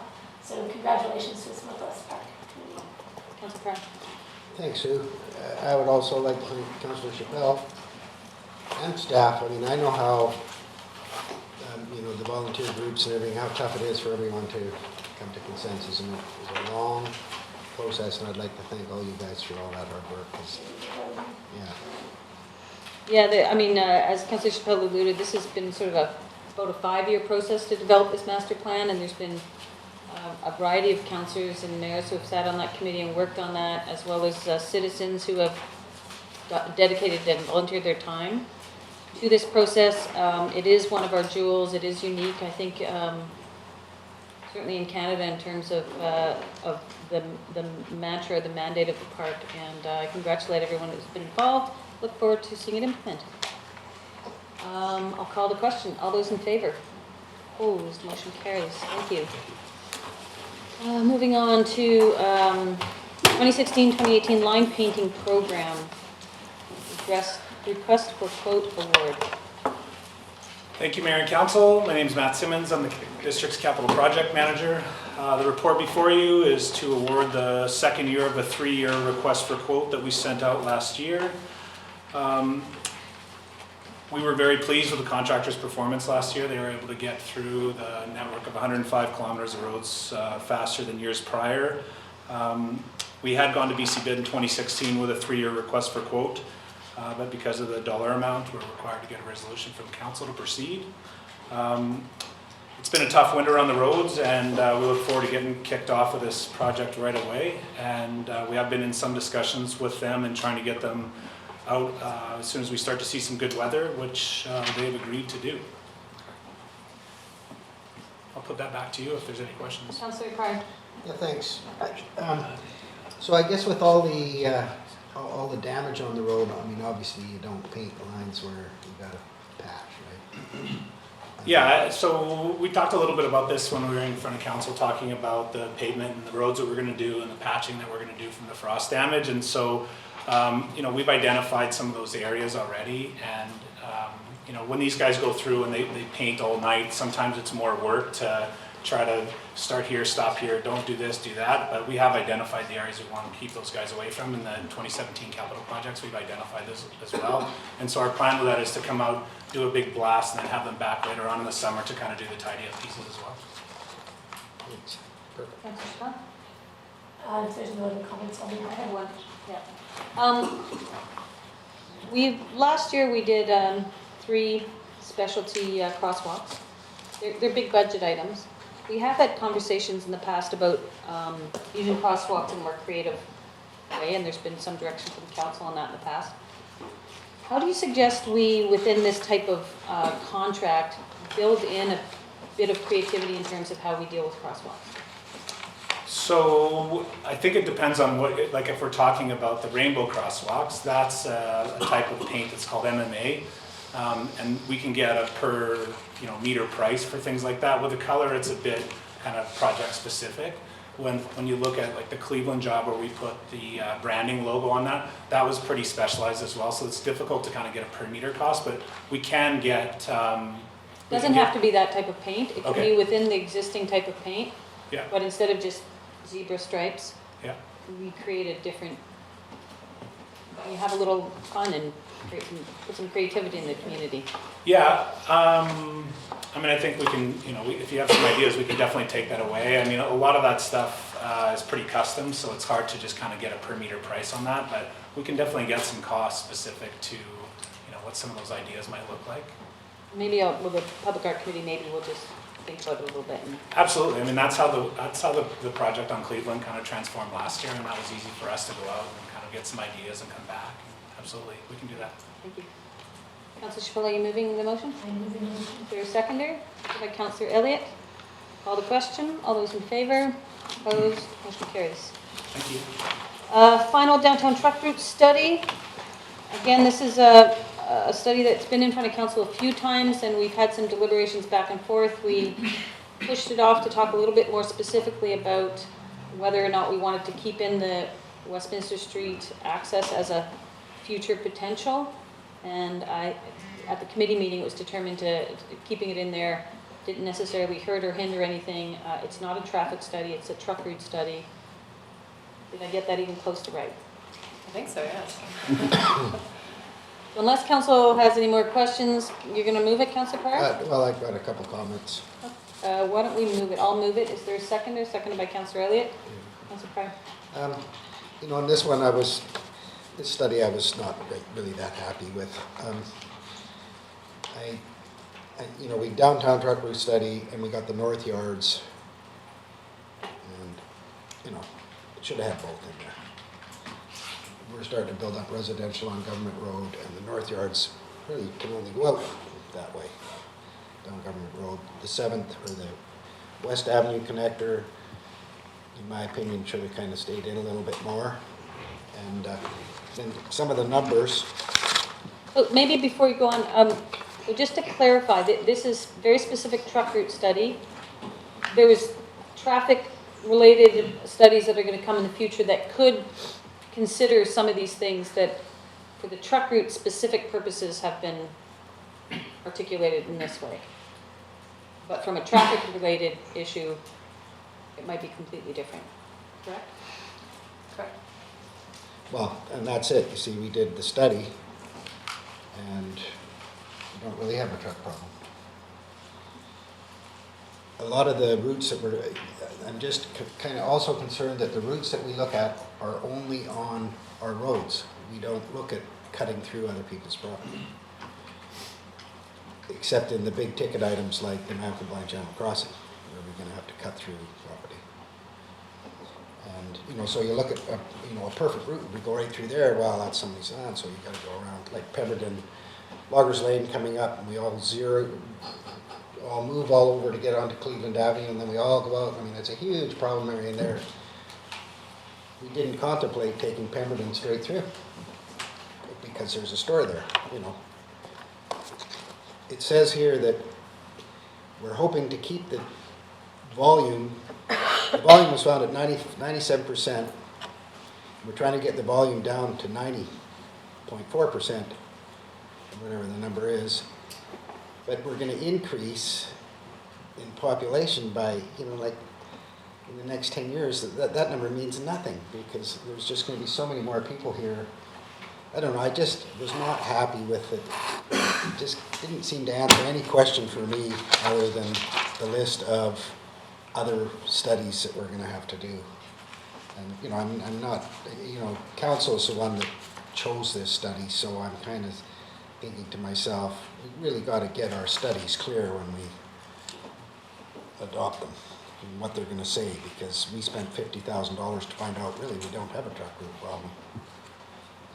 And it wasn't necessarily just to understand trucking issues today. It was to understand trucking potential into the future too. It's not, that's, the scope of the plan was not just, do we have a problem today? It's what's happening today, what do we anticipate is going to be medium term, what do we anticipate is going to be long term, so that we're thinking, forward thinking in terms of how we plan those things. One of the interesting points that I thought was good was the new potential Pemberton Avenue road, bridge, paralleling the railroad bridge.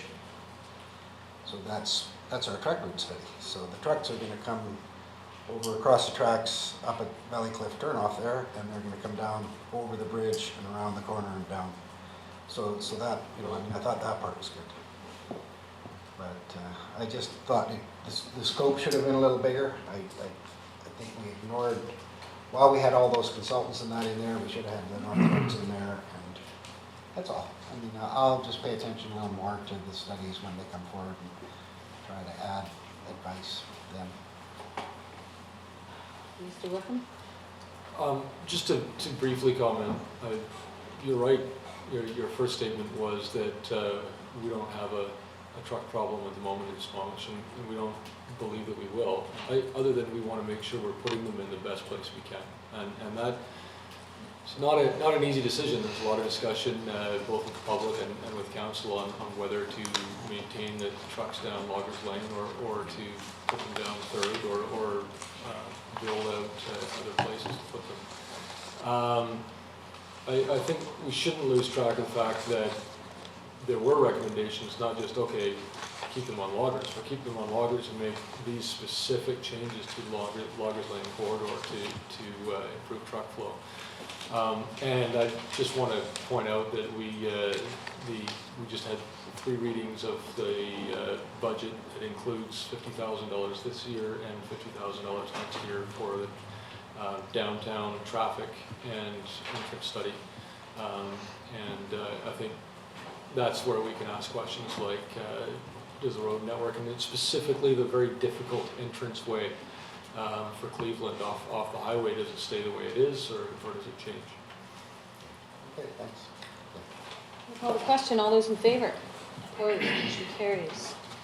Next up is affordable housing discussion. I'll just preface this a little bit. Councillor Blackman Wolf and I and CAO Glende and planning met with the president of BC Housing yesterday. It was actually a meeting that came about at the request of, following a conversation I had with Minister Coleman.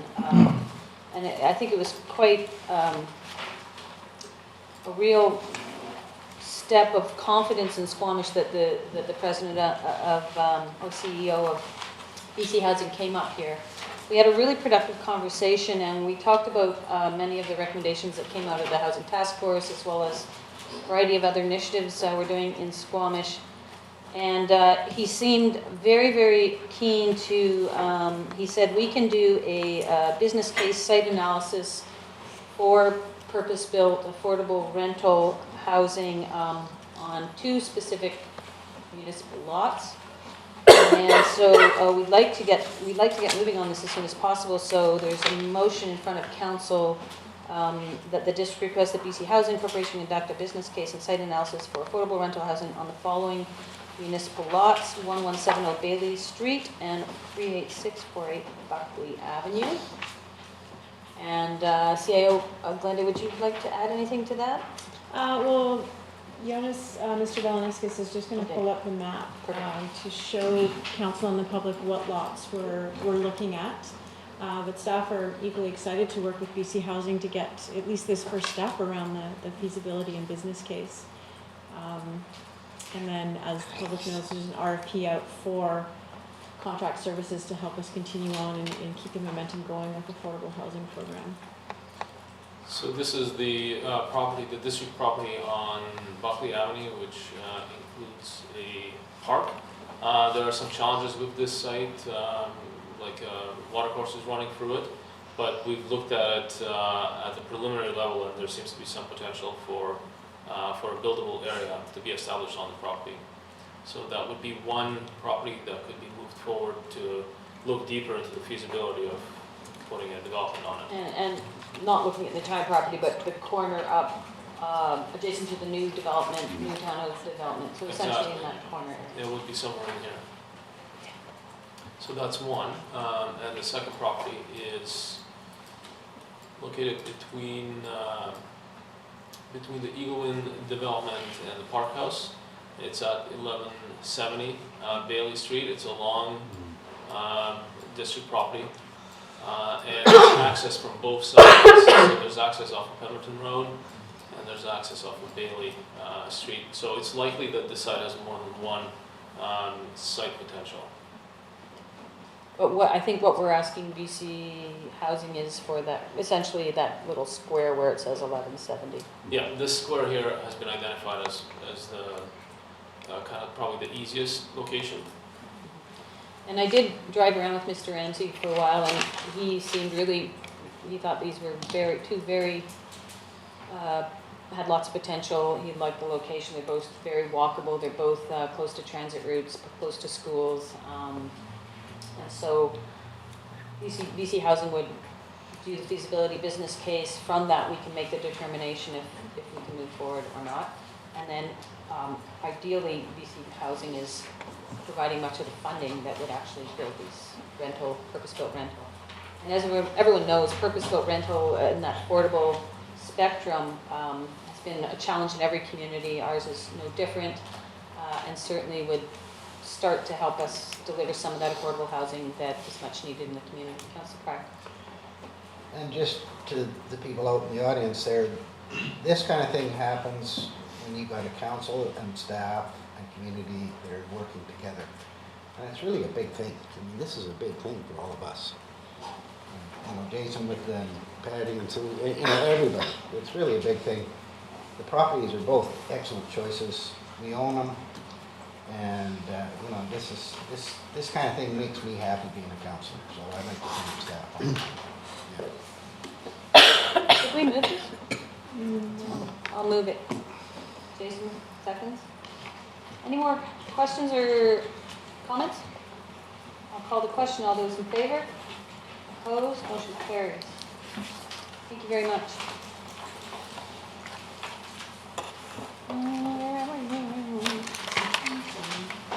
Correspondence action requested. There's a recommended motion that correspondence received from John Solorzano regarding the call for letters of community interest for active community grant be directed to staff for the review, and that a letter of community interest be submitted on behalf of the District of Squamish. Moved by Councillor Elliott, seconded by Councillor Black and Wolf. All those in favor? Opposed? Motion carries. Did anyone want to speak to that? No, we're good. Then we have a correspondence from Kristen Clark, who's the Director of Legislative Services and Corporate Services from the SLRD. And this, I don't know, Councillor Race, do you want to speak to this, or do you want me to speak to this? Okay. So at the SLRD, we've been talking about how to deal with invasive species, and up until this point, it's been quite ad hoc. And I think the board was really trying to convey the message that invasive species don't really know or appreciate boundaries. And we wanted to create a funding mechanism within the structure of the SLRD to ensure that that the decisions on how regional issues with regard to invasive species are dealt with by Sea to Sky Invasive Species Council, and it's done on a more formulaic point of view. But we did ask that this be referred to the member municipalities to comment. Ultimately, this is a decision of the board, but they're looking for feedback from member municipalities in terms of how we may address invasive species at a regional level. Any questions, Councillor Race? Well, I'll just add a couple of things to it. One of the things that attracted me to it was the fact that we would again be leveraging volunteer resources. The Squamish, what's called Sea to Sky Invasive Species Council, and also the equivalent in the Lillooet and northern areas, the Lillooet Invasive Species, Lillooet Regional Invasive Species Society, to actually carry out this work significantly towards education. $50,000, as probably everybody knows, doesn't get you very far in terms of eradication. So most of this is aimed at education and starting somewhere. And over time that might build, and we'll kind of take it on a year-for-year basis. The way that $50,000 is proposed to be raised is by assessing member municipalities and assessing the electoral areas a fixed amount. And in the case of Squamish and Whistler, it would be $10,000 each. Pemberton and Lillooet, I think it's $2,500, and the electoral areas, I think, were $2,500 each. Electoral area B and C, I beg your pardon, which is the Britannia area, and C is the area around Pemberton, we'll also pay $10,000. So it's a fixed amount, we contribute to it. We'd start doing that in 2018, assuming this passes everybody. But it is a significant problem. It's one of the approaches and one of the reasons we want to approach it regionally is because invasive species and the seeds and the spreading of them, of course, don't know municipal boundaries. And while we have a strategy in Squamish, it can very easily just spread beyond that. So we were supporting this, and the regional district is looking for individual municipalities to also endorse it. So just looking at the motion, does staff see any problem simply council endorsing it, or would you like to deliberate on it more? Chris Wickham, Director of Engineering. Thank you for your question, Mayor Huntsman. We have reviewed the letter, and we do have some questions. In general, we fully agree with the sentiment that it's a regional problem, and that stable funding resources for the excellent work that's being done by these organizations is a great thing for all of us. The two questions that we did have are, first off, that we are paying $4,000 per year now to SISC, getting great value for that money, so we're not clear whether this is an addition or not, and what the extra value is. We just want to understand that better. I can tell you right now. Fantastic. It doesn't change our budget. Our budget is the same. As Councillor Pryor will point out many times, we have $1 million problem that we're throwing $40,000 a year at. And it's more of a funding question for council, because this is to do additional works region-wide. So it's not being funded through our budget, it's being funded through the SLRD budget. Our taxpayers pay into the SLRD budget, doesn't affect this budget at all.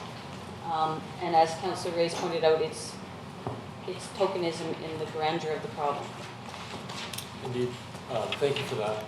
The second question we have is possibly one that we need some legal help with.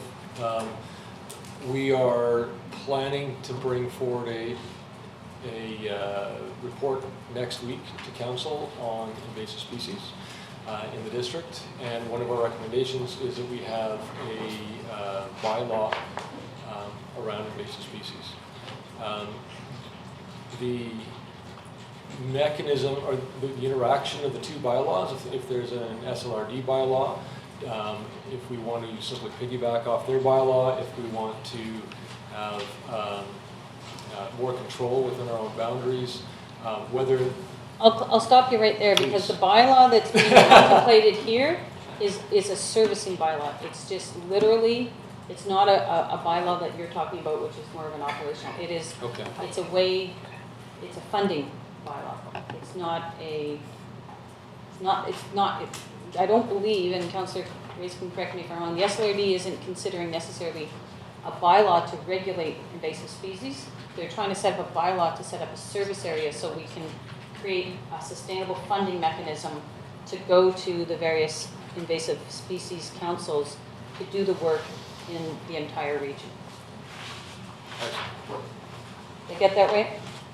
Well, I think, probably, but I think perhaps just so staff are comfortable with it, this doesn't have to come back to the Regional District Board until April 19th. We have another business meeting before then, April 7th, I believe. We can refer it to next week's committee meeting. So I'm wondering if we should just refer it to staff for comment with the idea that we'd like to have it back for a decision before the April 19th board meeting.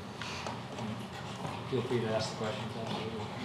So I'd make the motion to be referred to staff or return prior to April 19th.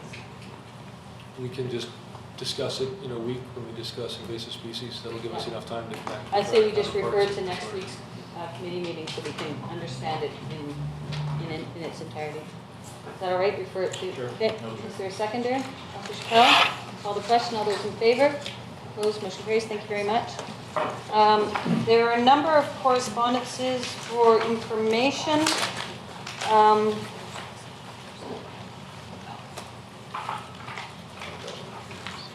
Just seeing if there's anything that anyone would like to pull. I mean, certainly we received a number of letters with regard to corporate and union donations within our political system.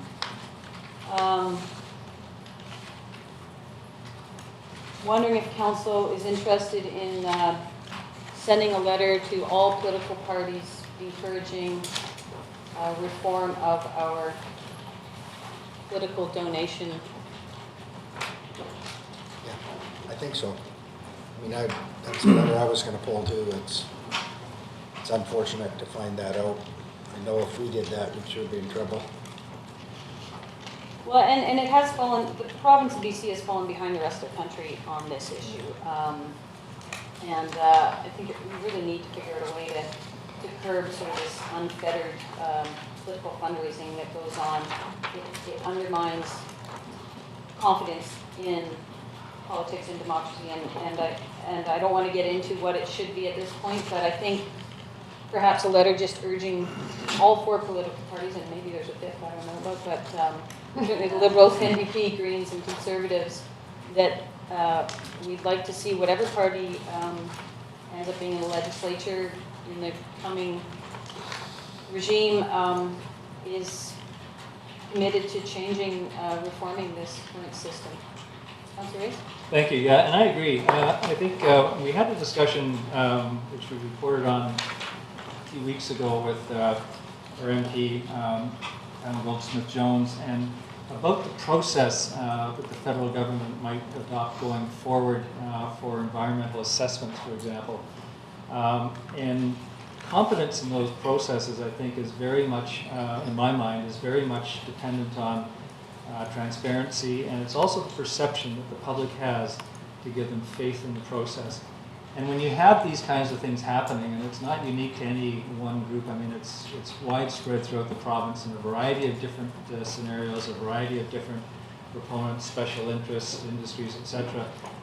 When you have the contributions and the permitting or the results and so forth kind of connected or potentially connected, it undermines that confidence that we really have to have in our country. So absolutely, I think British Columbia should be looking at this. As the Mayor said, the rest of Canada has already looked at it, and we're lagging behind, so I would certainly endorse that. So I'll move forward the motion that Council, through me, send a letter to all political parties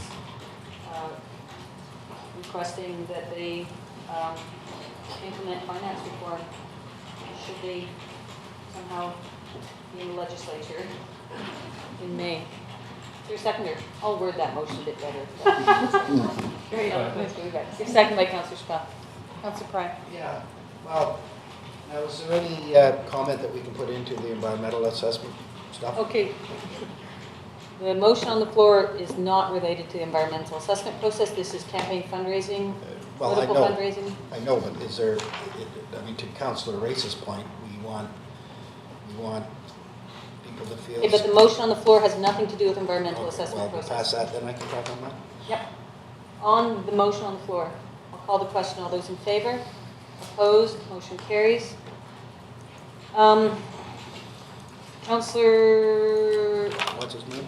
Yeah, but we don't have the environmental assessment process on the agenda, so if you can be really Well- succinct. I'll just read the list. I mean, it's really, where's our money? That's not on the agenda either. You already voted on that. Well, I just think that, you know, in negotiations that we have to have, we've got to let those guys know that we've seen this kind of stuff I think they... in writing. We'll add that to the letter. Okay, motion to receive the correspondence. Oh, Councillor Elliott? Well, to follow up on Ted, I was going to pull the two letters, 4 and 5, Okay, so that we could speak to them. 4 and 5? Oh, to Teresa's Okay. letter? Okay. Okay, Councillor Elliott? So this is a letter we received from the Concerned Citizens of Bowen Island and another from My Sea to Sky, and they both have to do with the environmental assessment process and just the perception of the public that the LNG industry is getting subsidized basically to set up in this province. And also the Sea to Sky letter was really about the perception of bias. You know, we're so careful at the local level to recuse ourselves so that there is not the appearance of bias when we make decisions, and that seems to not hold for the provincial level when it comes to campaign financing. But as Councillor Ray says, it undermines the whole process. And I'm just wondering if there's a way that we can continue to advocate for change in that process. Either forwarding, I know Pamela Goldsmith-Jones received these letters, but I keep getting stuck on the fact that this process is ongoing because they had to, Woodfibre had to open up their EA process again. But there doesn't seem to be a feedback mechanism for municipalities to sort of make their voice heard. They're undermining the confidence of our citizens in the process, and we can't seem to get their attention to take care of that.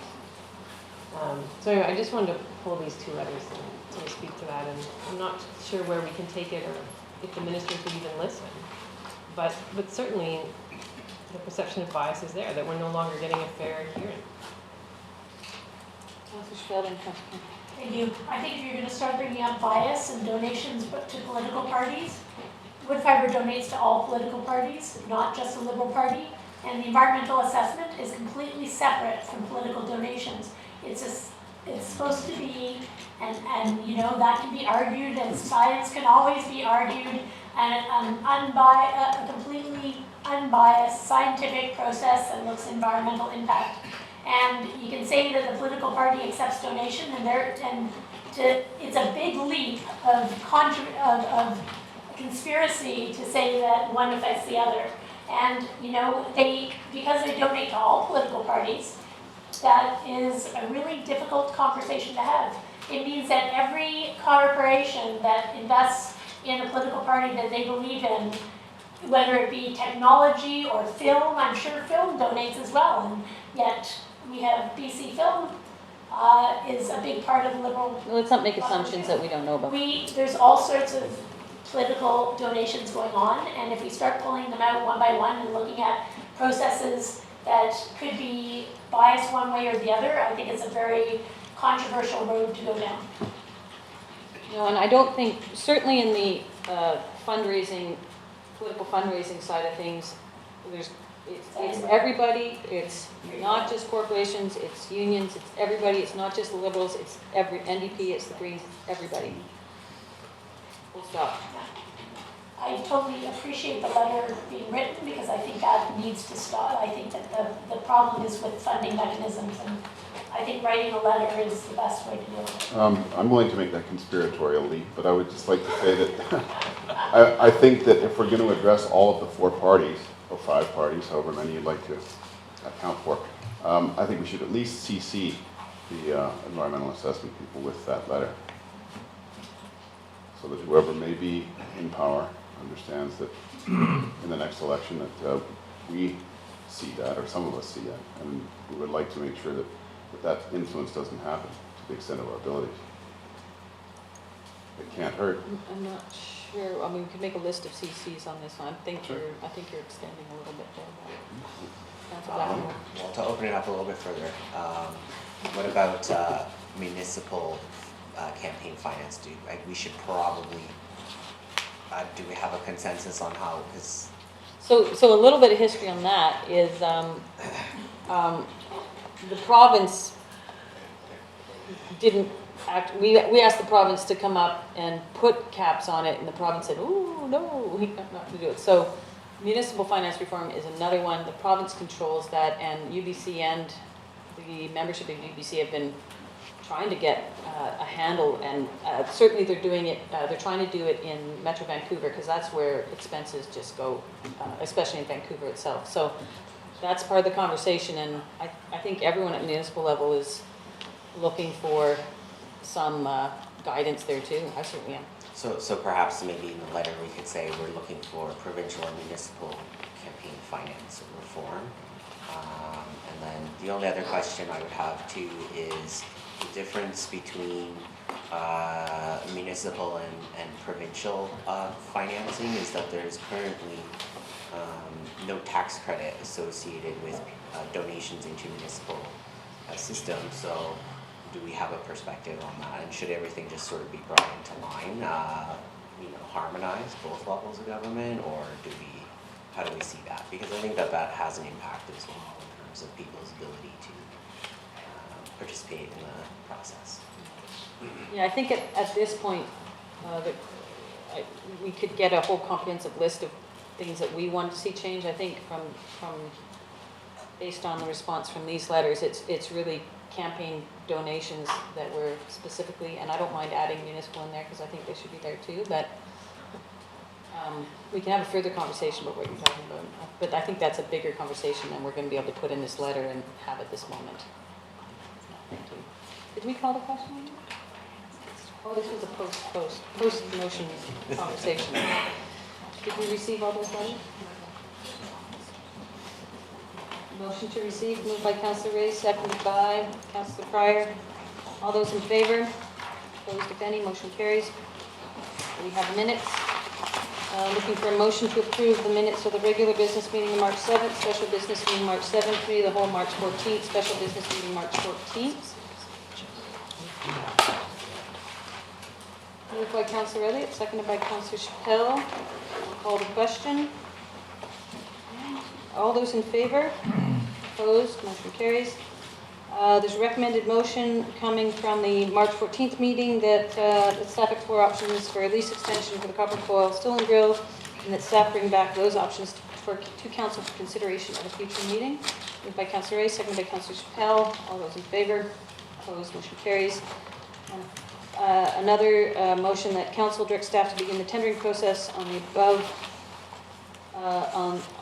above line active transportation projects, items 1 to 19, as presented at the March 14th, 2017 COW meeting, and that council direct staff to begin the tendering process on the paving and annual road construction projects, item 1 to 17, as presented at the March 14th, 2017 committee of the whole meeting. And just to explain, we had a report that had stuff above the line and stuff below the line, so everything above the line. Moved by Councillor Chappelle, seconded by Councillor Elliott. Call the question. All those in favor? Opposed? Motion carries.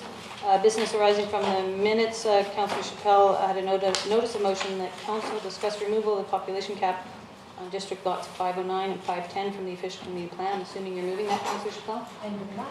Is there a seconder? Seconded by Councillor Pryor. Councillor Chappelle, do you want to speak to this?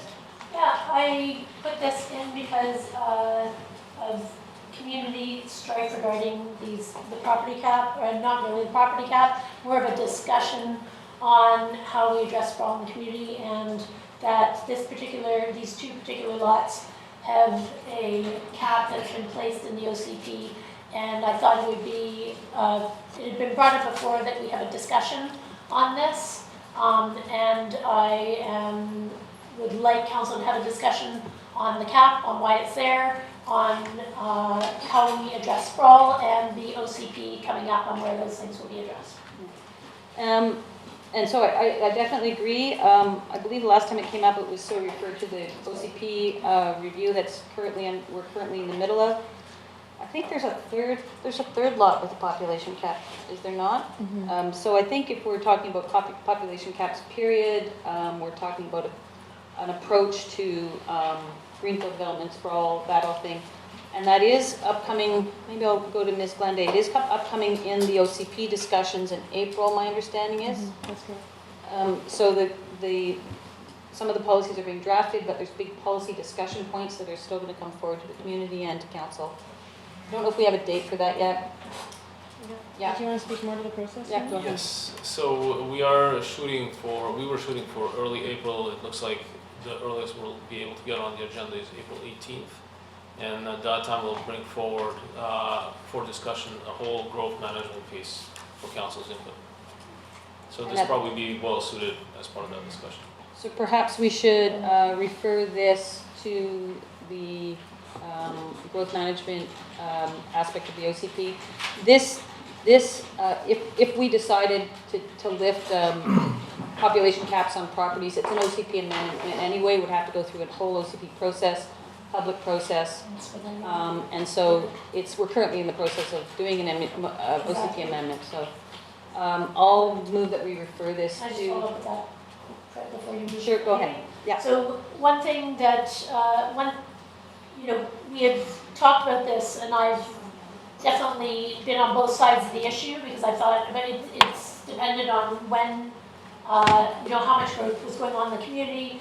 And in fairness, there's only these two properties that have the population cap in the OCP.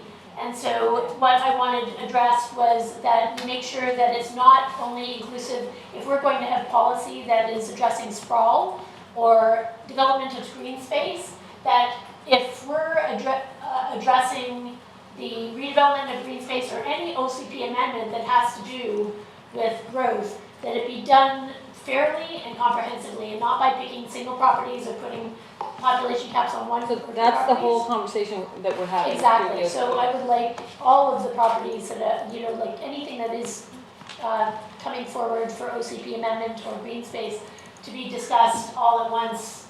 I know that Polygon has a project that's an OCP amendment, but any of those properties need to come forward in order to make sure that we have the appropriate amount of growth that's addressing community needs, and that we don't have this perception of bias towards one property owner or the other. But any development of green space needs to be a community discussion And then I'm hoping the property owners that are able to work with the community partners like SORCA and our cycling groups. So we're getting way down the road of Exactly. predetermining policy, that we're gonna have this comprehensive conversation about all the different tools and mechanisms we have to address the issues within the OCP. So that's, we have the conversation coming up with the appropriate reports to go Exactly, along with but that. I want to make sure that right now, we only have the one person with the property cap in there. The Chino lands are the only ones with the population cap for discussion. I just No, want to make there's sure another that. one. There's one other one, right, but any OCP, any sprawl, that has to be a really comprehensive, you know, these properties we put in, and then, Is the other conversation properties gonna be comprehensive? Absolutely. Thank you. Councillor Pryor, then Councillor Blackman-Wolf. Yeah, and I'm looking forward to this discussion. You know, and I particularly like, you know, properties where, I mean, we've got a lot of trails on properties, and it's nice when property owners are working with the societies and the districts. And I just want to reiterate that, you know, I'm looking forward to this, and I do think we have a big shortage of single-family residential lots right now. Okay, we got the conversation coming that's gonna take in all those things into account. I just want to say it. Okay. I'm looking forward to this discussion, and I'm hoping it's going to go smoothly. Big discussion. Councillor Blackman-Wolf. Yeah, I mean, let's keep it in context though. I mean, the land owner, it may be one landowner, but you gotta look at how much land, right? So we're talking 400 acres. Not everybody has 400 acres, so, and it's a greenfield site, so, you know, Let's focus the conversation on the OCP, growth management strategies, policies, and that's where we will be discussing this specifically in terms of those tools that we have. Sorry. Right, and so that's sort of what makes it unique, just for the public's information. That would be my opinion.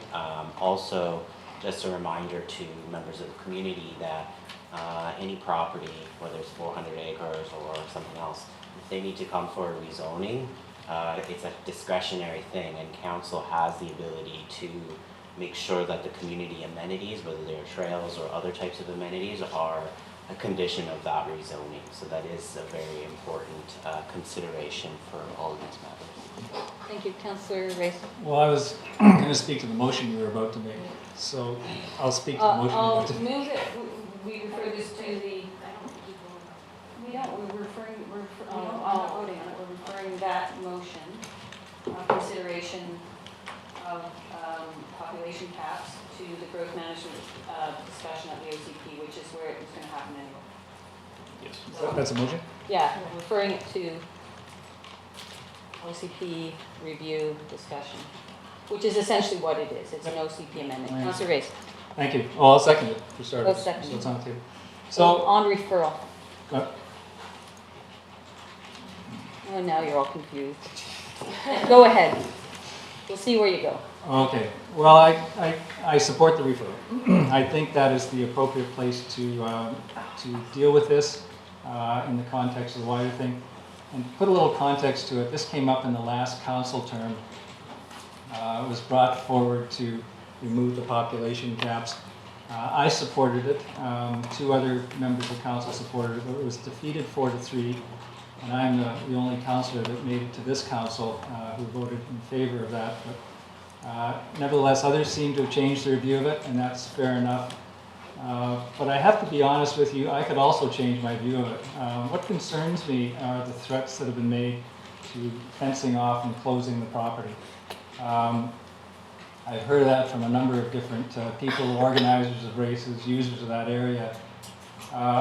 In my experience in council, developers will usually, who have development aspirations in our community, will usually try to gain public favor and gain public acceptance. And because there's probably nothing worse for a developer than showing up at a public hearing and having a whole string of people speaking against your development. As Councillor Blackman-Wolf indicated, zoning is discretionary. It is at the absolute discretion of council to zone or not to zone a property. And speaking for myself, when I make zoning decisions, one of the things I consider is public opinion. and doesn't necessarily determine it, but it certainly is a consideration. And I can't imagine anything that would sort of work harder against public opinion than trying to somehow exclude the public from any large tract of undeveloped property.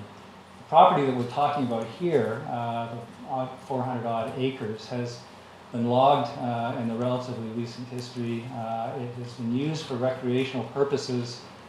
Granted their trespass, and I understand it's private property, but the reality is people have been crossing that property on bikes, on foot, running, etc., with their dogs and so forth for decades, longer than I've been living in Squamish. And so to try and sort of gain some advantage through City Hall by blocking that off, I can tell you is something that I will consider on a future decision.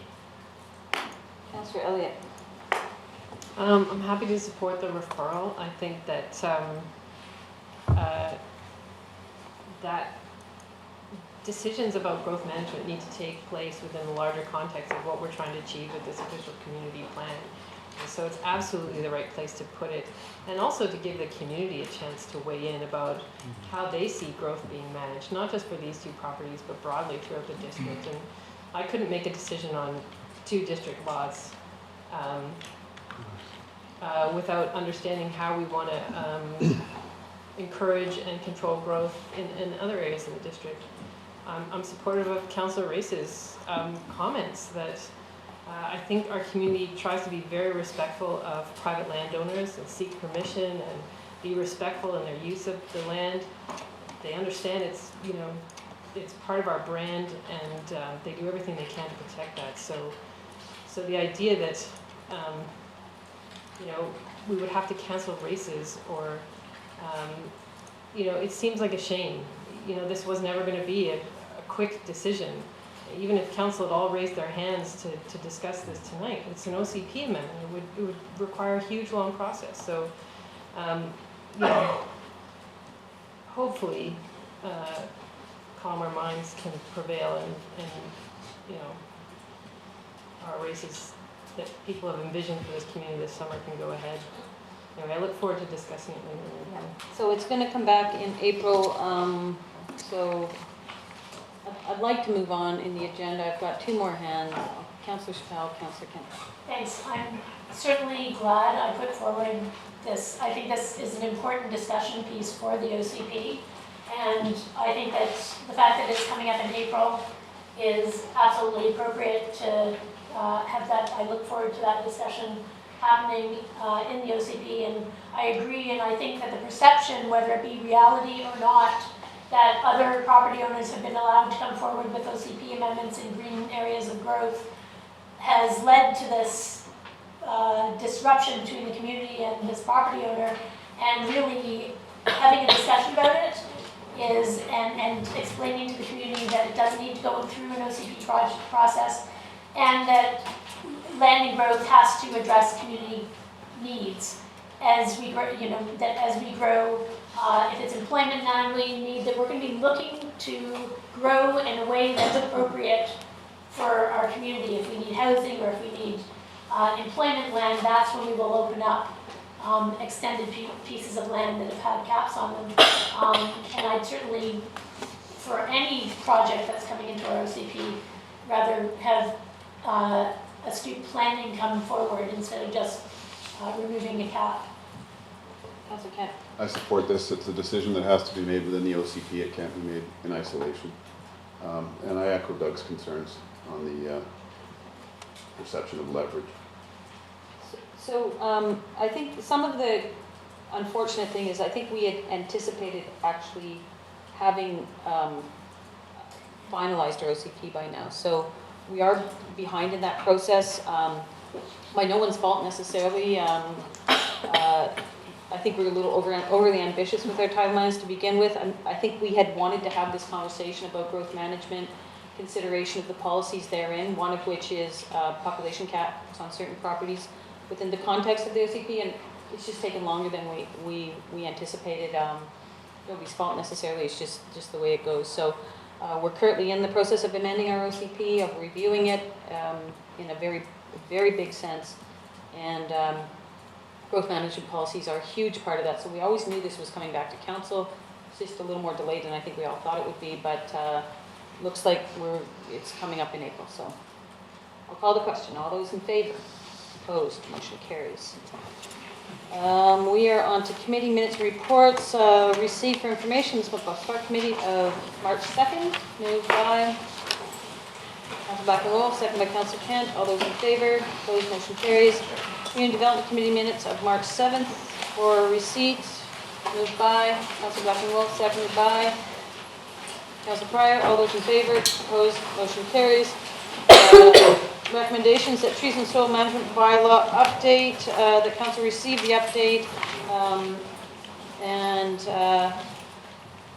all that other stuff.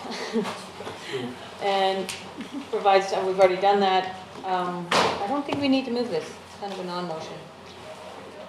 It says to provide feedback to staff before going to public consultation. We've already done that. Oh, yeah. So I'm not going to worry about that one. Public Art Select Committee, that the minutes be received for information. Moved by Councilor Black-and-Wolf, seconded by, I'll second that. All those in favor? Opposed? Motion carries. Council staff in Karunas, we have an unscheduled public attendance. There isn't any open question period for clarification related to agenda items.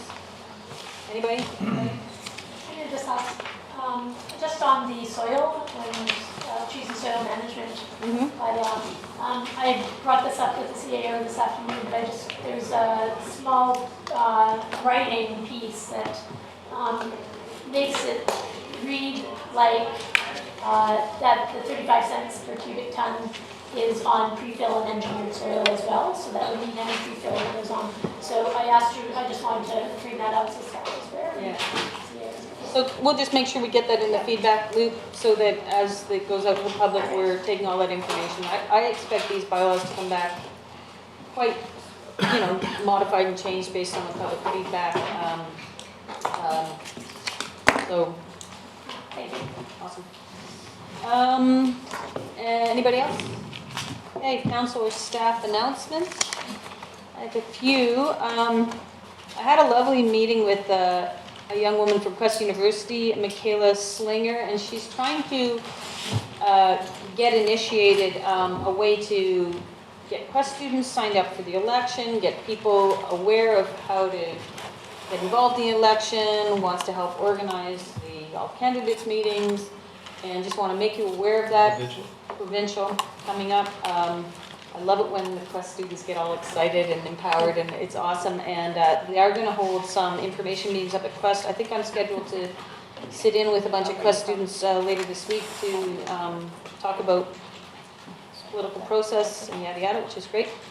On March 11th, the Women World Aviation Day was held, and there's always an event hosted by Glacier Air, and Colette, who runs Glacier Air up there, they had fantastic speakers, actually the president of the whole international organization was there to acknowledge, and there was tons of people there, and free flights going on, just trying to get girls interested in aviation. I thought I'd see the prior girls there. I didn't see them there. I forgot all about it. It was fantastic. There was a young woman there who started her aviation career at Glacier Air, and she did a presentation on, and then she worked for sort of a tangent of the Hudson Bay Company, and she's flown all over the place. Like, she had a map of all the different places. She's been to more places in Canada than maybe our entire population of Squamish combined. She's been all over the place. It's very cool. So congratulations on that. I had a meeting with Karen Olson, who is the Chief Operating Officer of Vancouver Coastal Health. It's a new position for her, and she wanted to just mostly touch base with me as the chair of the Sea to Sky Regional Hospital District, but also wanted to talk a little bit about, she kind of acknowledged that they've been sort of distracted in other areas, Powell River and Sunshine Coast and that type of thing, and she is going to refocus efforts in the Sea to Sky. Asked her to bring forward to council, and I put it in quotations because they don't call it this, but the master plan for the hospital and future growth plans there. So we're going to try to set something up to get her on an agenda in the near future. This Friday, there's the Men's Shed inaugural event. If anyone's unfamiliar with this, the Men's Shed is an international sort of initiative that's helping. It's helping to target mostly sort of men of retirement age, which is a very vulnerable population in terms of it has a high suicide rate, and there's a few other things. So it really was started to help provide a club or a purpose, a way for men in their retirement to give back to the community. And so they're opening this Men's Shed. It has broadened in not to be necessarily gender or age specific, but it sounds like a great initiative, and that opening is happening on Friday, over there somewhere, downtown, isn't it? I have it. Anyone know? Oh, I forgot the location. It's in my calendar. Senior Center, something like that. Quickly, I did meet with the McDougall family. The McDougall family owns 33 acres of ALR lands.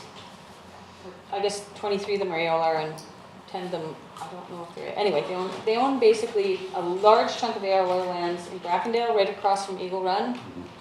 And they're planning to farm those lands, and which is really exciting that we actually have some farming coming to ALR lands within our municipality. It's fantastic.